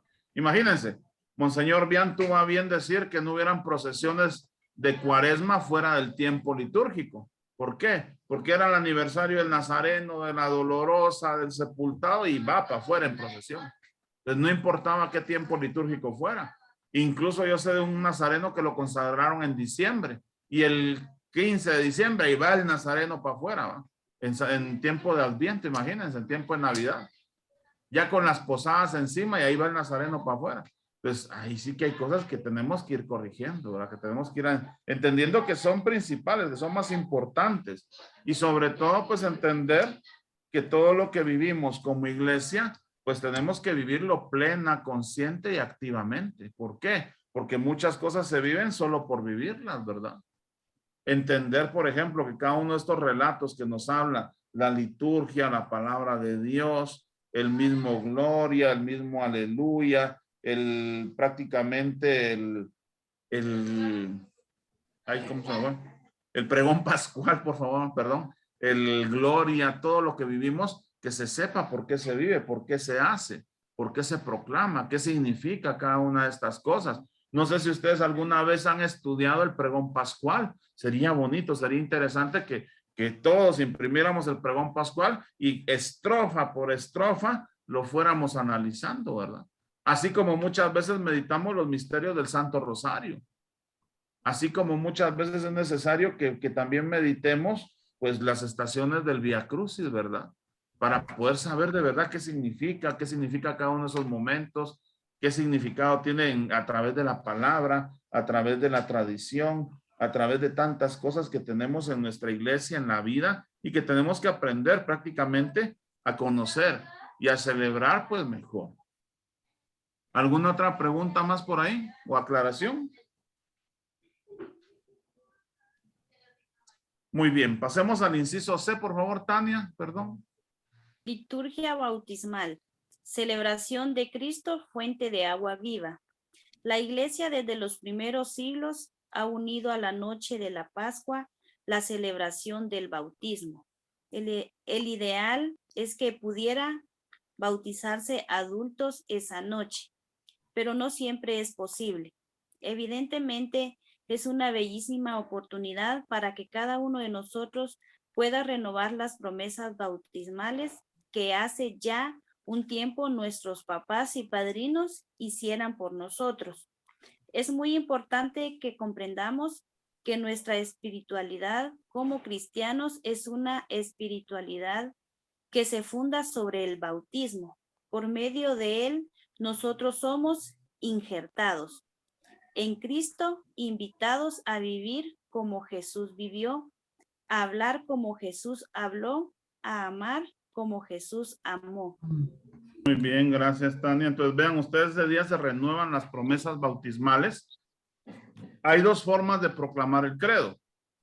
Proclamar el credo en sus dos versiones completo, y hay una forma que es de cuestionantes, donde el sacerdote nos dice: ¿crees en Jesucristo, verdadero Dios y verdadero hombre? Sí, creo. ¿Crees en la iglesia que es una santa, católica y apostólica? Sí, creo. Y donde también se nos pide renunciar a Satanás y sus obras. ¿Renuncias a Satanás y sus obras? Sí, renuncio. ¿Renuncias a todas las seducciones del maligno? Sí, renuncio, ¿verdad? Pues son dos formas. Pero regularmente esta forma de cuestionante es cuando se hace esta renovación de las promesas bautismales. Y ese día, en ese momento, pues se bautiza a los neófitos, a los catecúmenos que van a pasar a recibir el bautismo y que es a partir de ese momento se les llama neófitos. ¿Qué significa la palabra neófito? Neófito. Tantos años, voy a decir yo. Nuevo en la fe. Neófito significa nuevo en la fe. Entonces imagínense, ser catecúmeno que está preparando al bautismo ya es neófito, es nuevo en la fe. Entonces ese día se renuevan las promesas bautismales, el sacerdote nos asperja, nos rocía con el agua bendita, ¿verdad? Para que renovemos bien esas promesas bautismales, para que entendamos pues ese compromiso que hemos asumido pues a través del bautismo. ¿Cómo se llaman los credos que se proclaman en la iglesia? A ver. Hay un credo largo y un credo corto. El credo de los apóstoles es el largo. El corto es el de los apóstoles. El corto. ¿Y el largo cómo se llama? Nos va a poner a hacer planas, fíjense. Se llama Niceno Constantino. Es que es mero enredado ese nombre. Tania se lo sabe muy bien. Niceno Constantinopolitano. Ahí se llama el credo largo, ¿verdad? Es que acabo de hacer la confirmación, por eso. Muy bien. Entonces, este credo largo se llama así porque se inicia en Nicea y se termina en Constantinopla. Entonces, por eso se llama Niceno Constantinopolitano. Y es el credo que tiene más verdades de fe y que tenemos que aprenderlo, pues porque es el resumen de nuestra fe. Se empieza a hacer en el año 323 y se termina en el 385, fíjense. Entonces, ese es el tiempo que dura hacer este credo. Y este credo hasta el día de hoy lo estamos proclamando como es. No le hemos cambiado ni una palabra ni le hemos agregado nada más. Entonces, ¿qué quiere decir esto? Que la fe de nuestra iglesia se mantiene firme, se mantiene en lo que es desde el año 385, sin ninguna alteración. ¿Y por qué surge el credo? Pues porque habían herejías en contra de nuestro Señor Jesucristo, había muchas situaciones que alejaban al pueblo de la verdadera fe. Entonces, por eso se hace este resumen de la fe. Inciso D, por favor, Ana.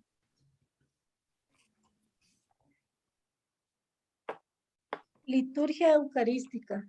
Celebración de Cristo, nuestra Pascua, Cordero inmolado y glorificado. Es la cuarta parte y final de la vigilia de esta noche. Estamos en el corazón de la vigilia. Todo aquello que la iglesia ha venido proclamando va ahora a celebrarse, tendiendo también a Jesús presente y volviendo a ofrecerlo al Padre como el sacrificio más importante. La Eucaristía de esta noche es la acción de gracias más importante y significativa que hace la iglesia al Padre por habernos dado a su Hijo muerto y resucitado. Ahora podemos comprender cómo es importante el llegar en gracia a esta celebración para poder comulgar. Todo el tiempo de Cuaresma, todos los sacrificios, nuestra confesión en alguna penitencial de ese tiempo y luego toda la liturgia que se celebra durante la Semana Santa busca llevarnos a celebrar con gozo esta Eucaristía y a comulgar en ella. El triduo pascual va ahora a prolongarse durante el tiempo pascual que dura 50 días y que tiene dentro del mismo la celebración de la ascensión del Señor al cielo y culmina con la solemnidad de Pentecostés.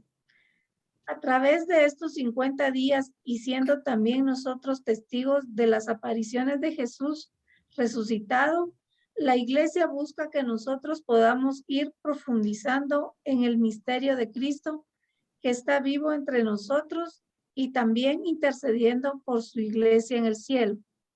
Pero sobre todo, se nos invita a tomar conciencia de la importancia que tiene el que nosotros podamos seguir dando testimonio de nuestra fe en medio de los hombres y llevando a los demás a un encuentro definitivo con Jesús. Muy bien, gracias, Ana. Entonces vemos esta liturgia eucarística que va a ser lo más importante siempre es la comunión. Lo más importante para nosotros los cristianos es la Eucaristía. ¿Por qué? Porque el consumir el cuerpo y sangre de Cristo nos une con Él.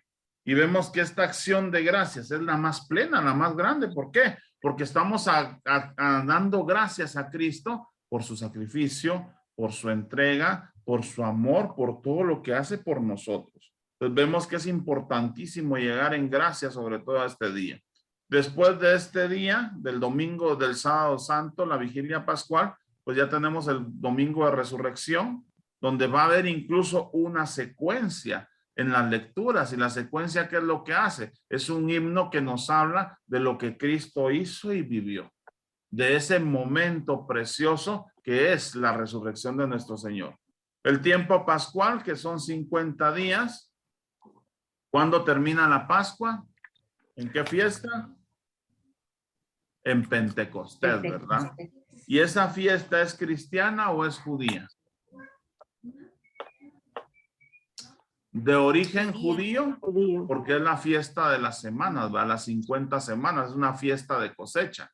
Recuérdense que los judíos pues hacían una fiesta agradeciendo a Dios las cosechas. Y el tiempo pues de la cosecha pues era regularmente en ese momento y se conoce como Pentecostés esa celebración. Los judíos tenían la obligación de ir, aunque sea una vez al año, una vez en su vida al templo. Y si podían ir más veces, pues era mejor. Entonces por eso van constantemente. Pues vamos a ver que esta fiesta va a cerrar el tiempo de la Pascua, ¿verdad? Recordemos, la octava de Pascua va a ser importante. ¿Por qué? Porque esa octava de Pascua todos los días es domingo de resurrección.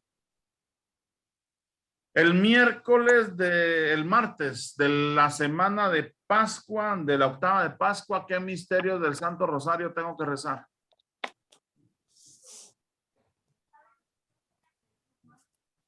Gloriosos. Gloriosos, porque todos los días es domingo. Entonces puede quedar martes, miércoles, todos los días es domingo. Ahí sí no hay luminosos, ni dolorosos, ni gozosos. Todos los días se rezan los misterios gloriosos. ¿Qué otra octava tenemos en nuestra iglesia?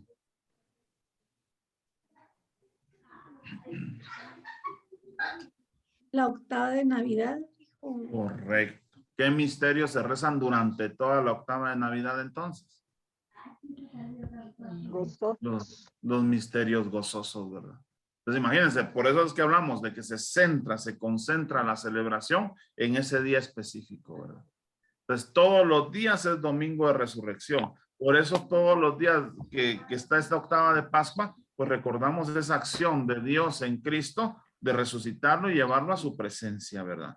También la fecha de la ascensión del Señor a los cielos es jueves. Y del jueves de la ascensión a Pentecostés, ¿cuántos días hay?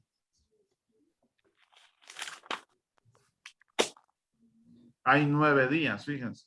De jueves de la ascensión a la fiesta de Pentecostés hay 9 días. Entonces, esos 9 días nos hacen ver que fue la primer novena que se hizo en nuestra iglesia. Por eso es que en las novenas incluimos el rezo del Santo Rosario. ¿Por qué? Porque la Virgen María estuvo presente con los 12 haciendo oración.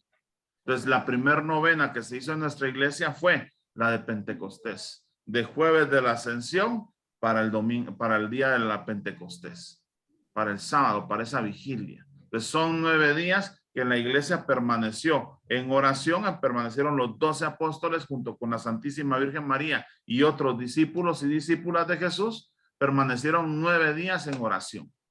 Entonces es el origen de las novenas en nuestra iglesia. Por eso es que nosotros usamos mucho las novenas. A veces tenemos triduos. ¿Por qué son importantes los triduos? Otra vez lo digo, porque es un día para el Padre, un día para el Hijo y un día para el Espíritu Santo. Porque se adora a nuestra Santísima Trinidad, que es Padre, Hijo y Espíritu Santo.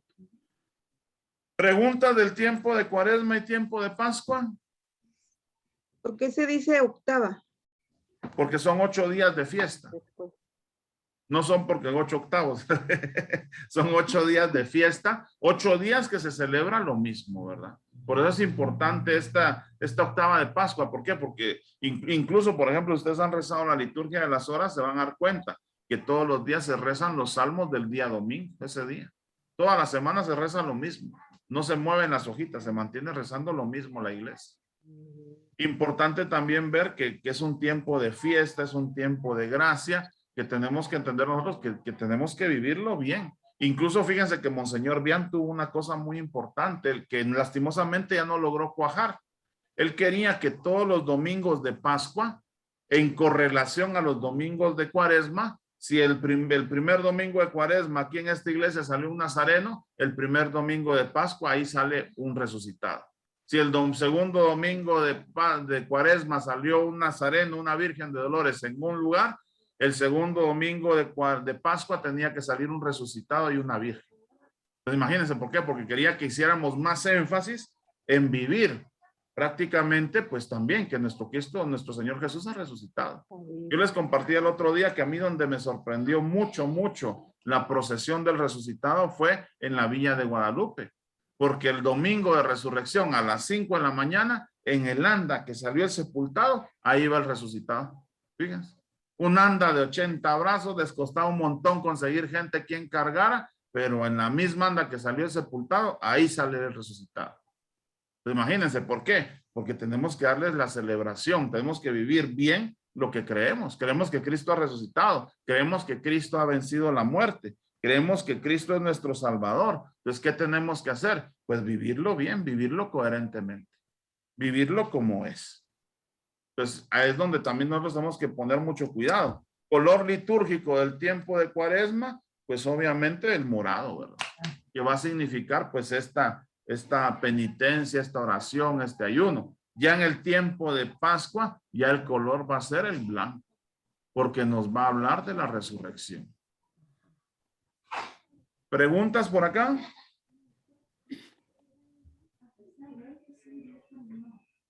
Claro, como el agua de Amatitlán. Recuérdense que hoy sí están siendo grabados. Pues hoy todo lo que digan será usado en su contra. No, miren, esto sí, Erwin, perdón. Perdón. Fíjense que yo le tenía un par de preguntas más relacionadas con lo que estamos hablando en las cuestiones de los elementos y toda la cuestión.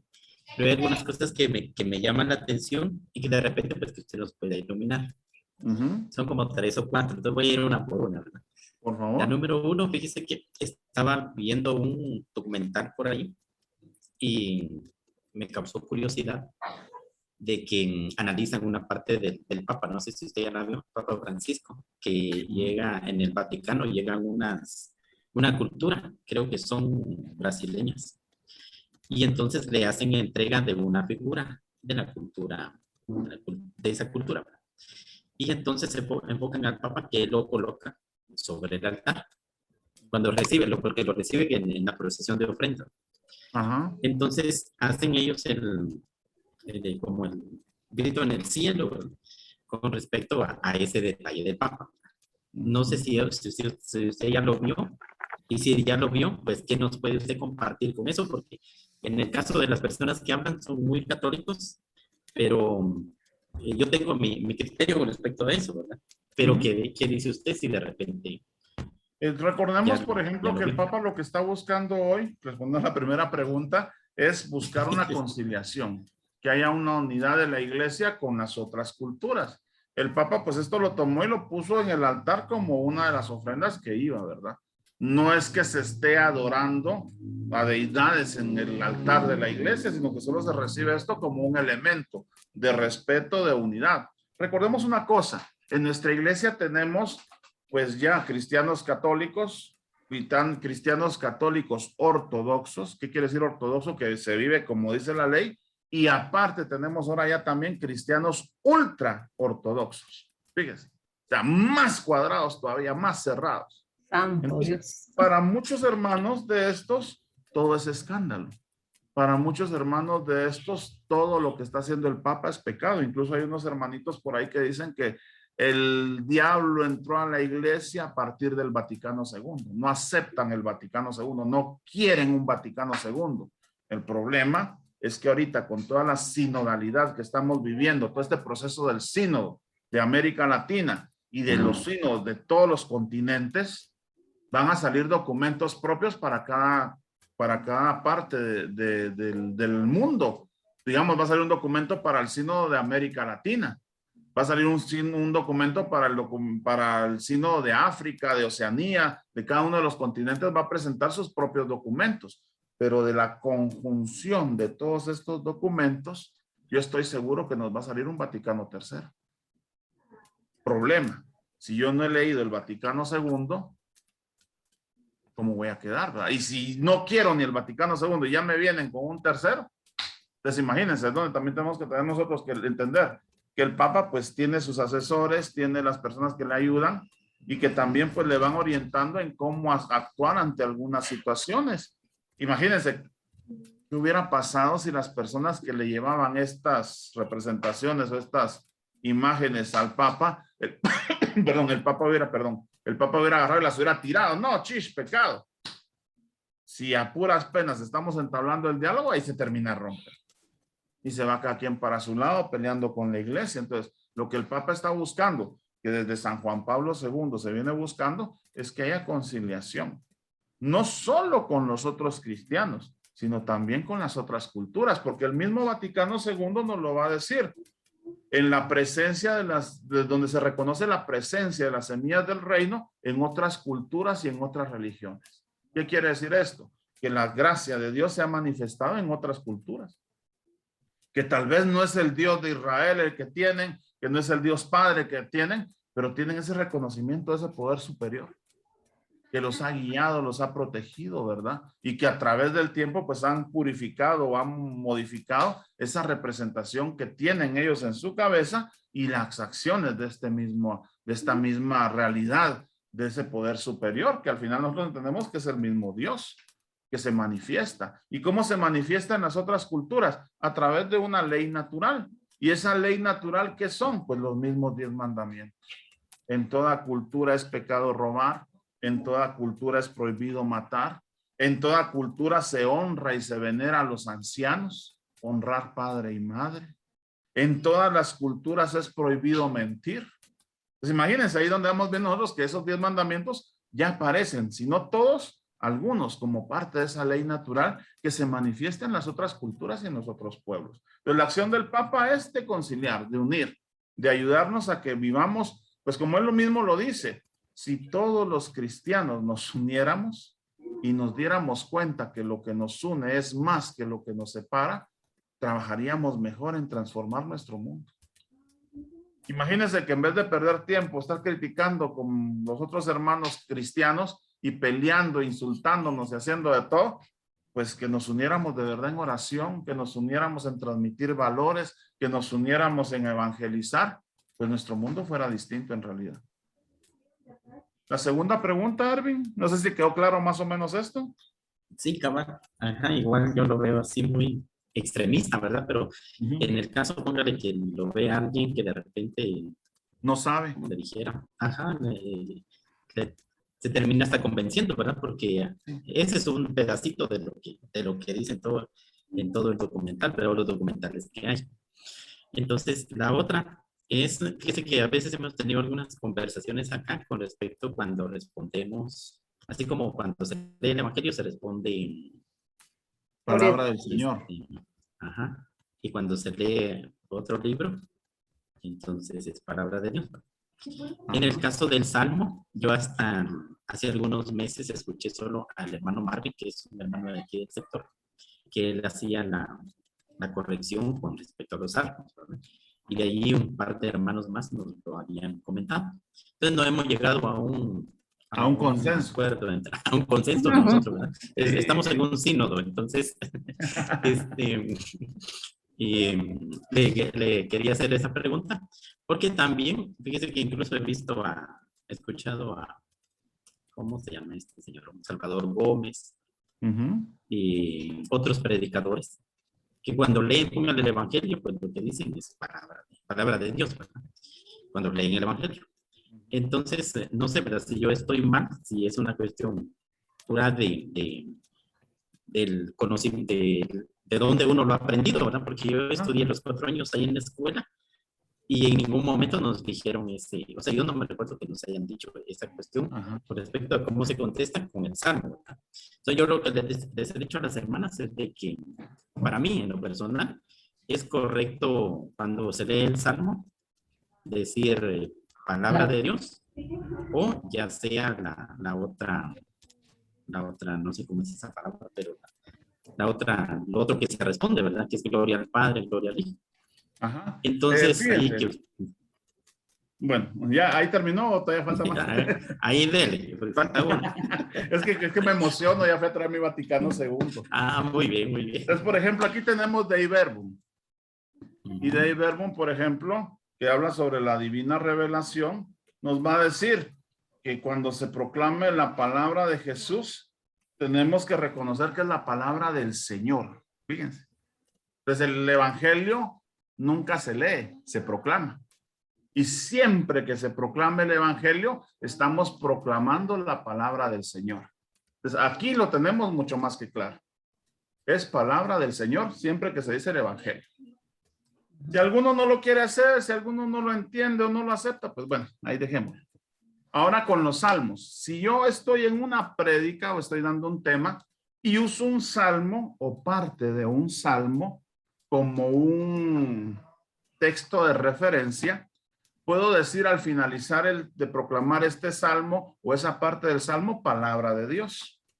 Ahora, si estoy rezando el salmo como en la liturgia de las horas o como respuesta a una palabra que ya se proclamó, al final del salmo se tiene que decir el gloria al Padre, al Hijo y al Espíritu Santo. Porque si ustedes van a la liturgia de las horas, ahí dice cabalmente, después de todos los salmos y cánticos se dice gloria al Padre, al Hijo, excepto en un cántico que es el de las criaturas, que aparece aquí en el profeta Daniel, con el profeta Daniel, que ahí no se dice, pues gloria al Padre, al Hijo y al Espíritu Santo, porque dice gloria, espérenme, lo voy a traer para que nos quede más claro. Ya me emocioné con mis libros. Aquí tenemos la liturgia de las horas. Este librito, miren, son 4 tomos que se rezan en la iglesia. Y aquí, por ejemplo, tenemos al inicio o al final una guía donde están los salmos de la primera semana o de los salmos que se proclaman cuando son fiestas y solemnidades. No sé si ahí les aparece más o menos. Se ve un poquito borroso, pero les voy a decir qué dice. Son salmos para los laudes y las solemnidades y fiestas. Pues el cántico, como les decía, es el del profeta Daniel. Daniel capítulo 3, del 57 al 88 y el versículo 56. Al final se repite. Entonces el cántico de Daniel dice, criaturas todas del Señor, bendecida al Señor, ensalzadlo con himnos por los siglos. Ángeles del Señor, bendecida al Señor, ensalzadlo por los siglos. Y así se va. Las criaturas, los rayos, el fuego, la luz, los ríos, los cetáceos, las fieras, los hijos de los hombres. Y este salmo, este cántico es el único que no se dice gloria al Padre, porque al final termina. Bendigamos al Padre y al Hijo y al Espíritu Santo, ensalcémoslo con himnos por los siglos. Bendito el Señor en la bóveda del cielo, alabado y glorioso y ensalzado por los siglos. Ahí está el gloria al Padre de otra manera. Entonces es el único cántico donde no se dice el gloria al Padre. Ahora en todos los cánticos y salmos que se proclaman en la liturgia, siempre se terminan con el gloria al Padre. Si yo estoy usando un salmo o una parte de un salmo, como les decía, como una referencia bíblica en una prédica, en un tema, en una reflexión, tengo que decir que es palabra de Dios. ¿Por qué? Porque es otro libro de la Sagrada Escritura, no es el Evangelio. Y como les insisto, aquí en Dei Verbum, Divina Revelación del Vaticano II, nos dice que el Evangelio siempre se proclama, porque es la palabra del Señor. O sea, ahí es donde tenemos que entender nosotros que siempre que se dice, lo voy a decir, proclamación del Santo Evangelio según San Mateo. Y toda la comunidad responde, gloria a ti, Señor. Y cuando lo termino, palabra del Señor. Gloria a ti, Señor Jesús. Y nos tenemos que signar, nos tenemos que persignar. ¿Por qué? Porque es el evangelio, es la palabra de Cristo, la que se proclama. Ah, no, pero es que estamos en comunidad, entonces no importa. Bien importa, por favor. Tenemos que mantener esa línea de respeto, esa identidad que nos une. Y como les digo, este es el Vaticano II. Y si nos viene un tercer, ya leímos este.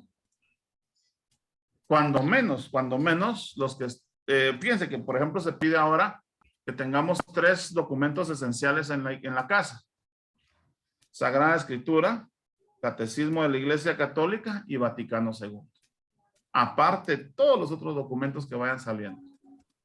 Pues por favor, ¿verdad? Así como nosotros que servimos en liturgia, nos interesa de verdad Dei Verbum. ¿Por qué? Porque es sobre la proclamación de la palabra de Dios. Sobre todo lo que conocemos de la palabra. Y aquí, por ejemplo, de esto surgen todos los libros que hablan sobre la introducción a la Biblia. Los cursos de introducción a la Biblia son prácticamente de este Dei Verbum. Entonces es importante pues que conozcamos y manejamos. Más o menos, Erwin.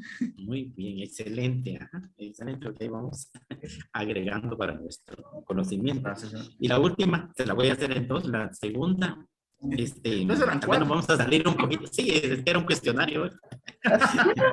Bueno, me alegro, me vez, gusta a mí que me pregunten. Tal vez nos vamos a salir un poquito del tema, pero fíjense que es una curiosidad que siempre he tenido. Bueno, la primera de estas 2 últimas es de que en algunas misas, fíjense que especialmente de las de México, yo he visto de que no suena la campanita, la campana a la hora de la consagración. Entonces eso me llama a mí la atención. Y ahí para que la agarre punta.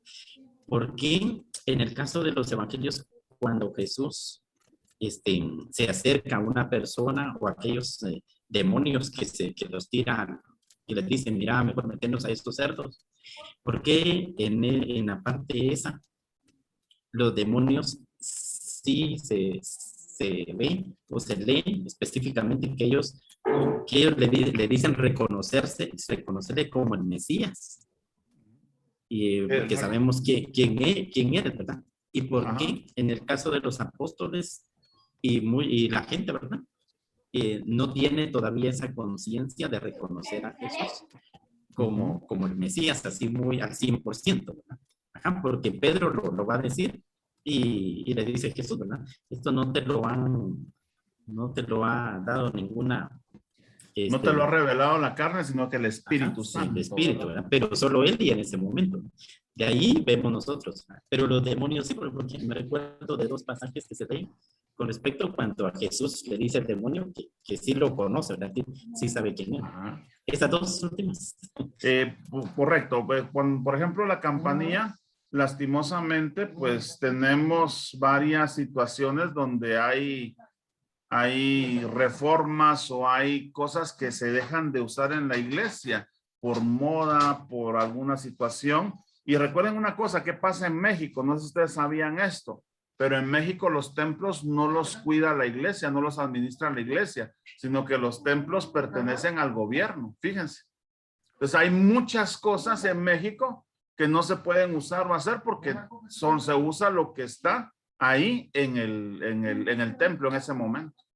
Entonces hay, por ejemplo, no sé si ustedes han visto, por ejemplo, aquí nuestros sacerdotes tienen pues hasta su maletita donde llevan ahí su copón, su cáliz, su patena, su corporal, su purificador, llevan su crucifijo, incluso algunas maletitas de esas tienen hasta su campana. ¿Por qué? Porque cuando van a celebrar a estos otros lugares, pues regularmente no tienen ningún otro elemento para poderlo hacer. Porque como les decía, los templos no pertenecen a la iglesia en México. Entonces, por eso, incluso por moda o por estas situaciones, se han dejado de usar algunos elementos. Se han dejado de usar. Aquí, gracias a Dios, todavía lo tenemos, pero tenemos incluso que aprender a tocar las campanas. No solo es como que fuera un heladero, ¿no? Desesperado, sino que tiene su clink, clink, clink, clink, tiene su sentido. 3 de 2 o 2 de 3, ¿verdad? Que es lo que lo que el manual de liturgia nos dice.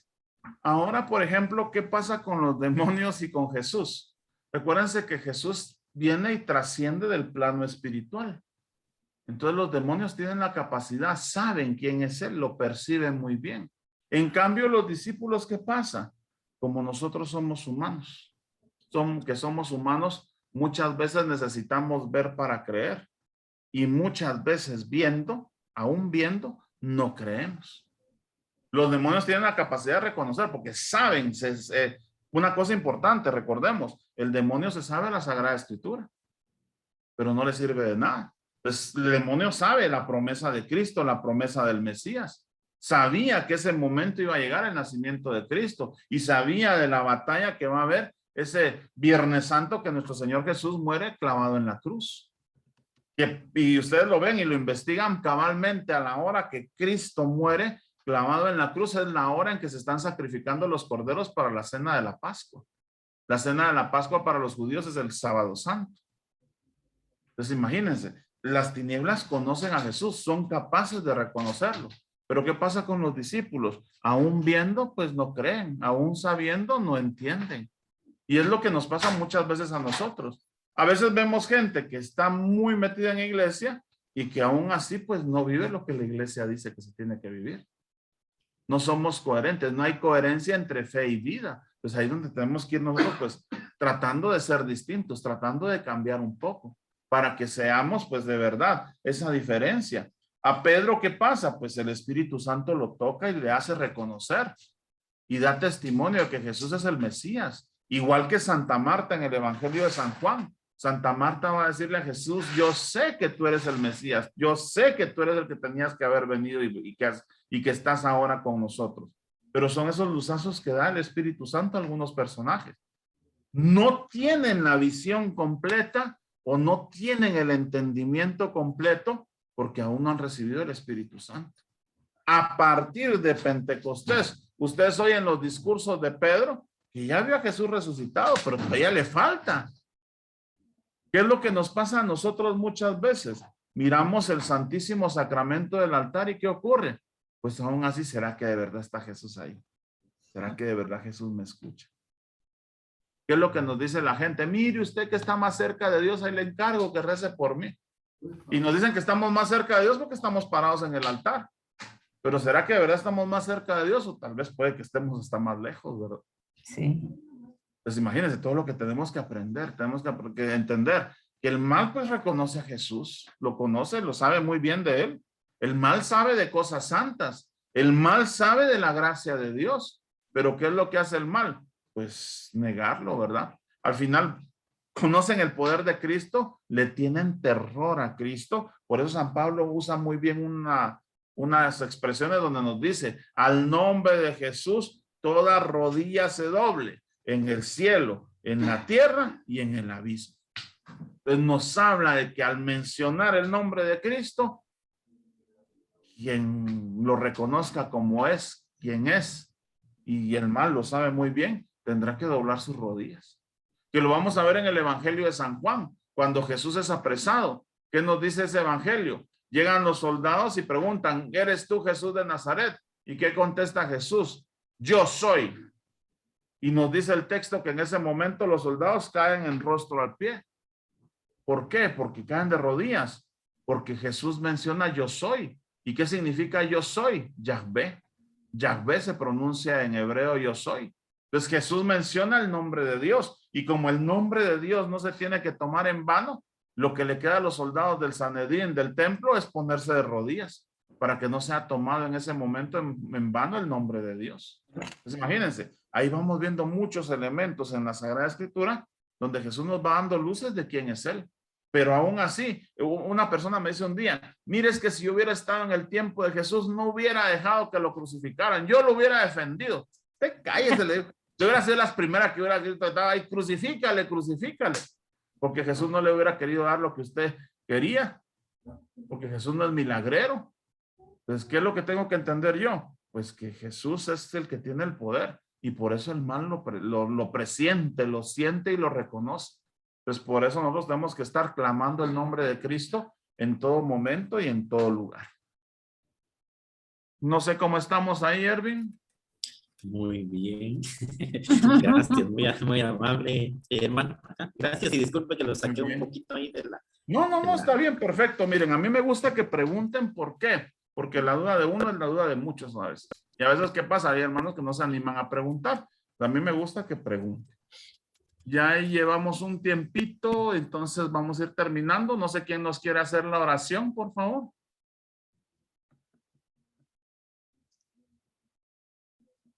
Acuérdense que les dije antes de empezar a grabar. A ver. ¿Quién? ¿Quién se anima? A ver. Decimos en el nombre del Padre, del Hijo y del Espíritu Santo.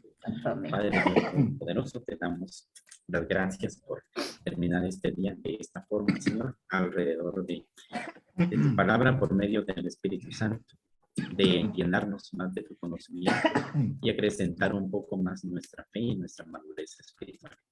Gracias, Señor, por el instrumento que tú utilizas como el hermano Juan Carlos para poder desarrollar, Señor, ese conocimiento espiritual que también nos hace fuertes en cada día, especialmente, Señor, al frente de este trabajo evangelizador donde tú pues nos has puesto y que humildemente, Señor, hemos nosotros también desarrollado y estamos desarrollando, siendo más agradables a tus ojos y también más útiles a nuestro pueblo, Señor, y especialmente en nuestro beneficio. Por eso mismo, en ese agradecimiento y con la intercesión de nuestra Madre Santísima, damos gracias y por recibir a esta nuestra oración, a ti que vives y reinas por los siglos de los siglos. Amén, Amén. y amén. Amén. En el nombre del Padre, del Hijo y del Espíritu Santo. Amén. Amén. Un momentito, vamos a cerrar nuestra grabación. Agradecemos a todos los que nos ven a través de las redes sociales, a través de YouTube y que comparten con nosotros esta formación. Que Dios les bendiga. Si tienen alguna duda, pues pueden poner sus preguntas o comentarios al final pues de los videos y también pues darle like a estos videos a través de estas redes sociales. Cerramos nuestra grabación.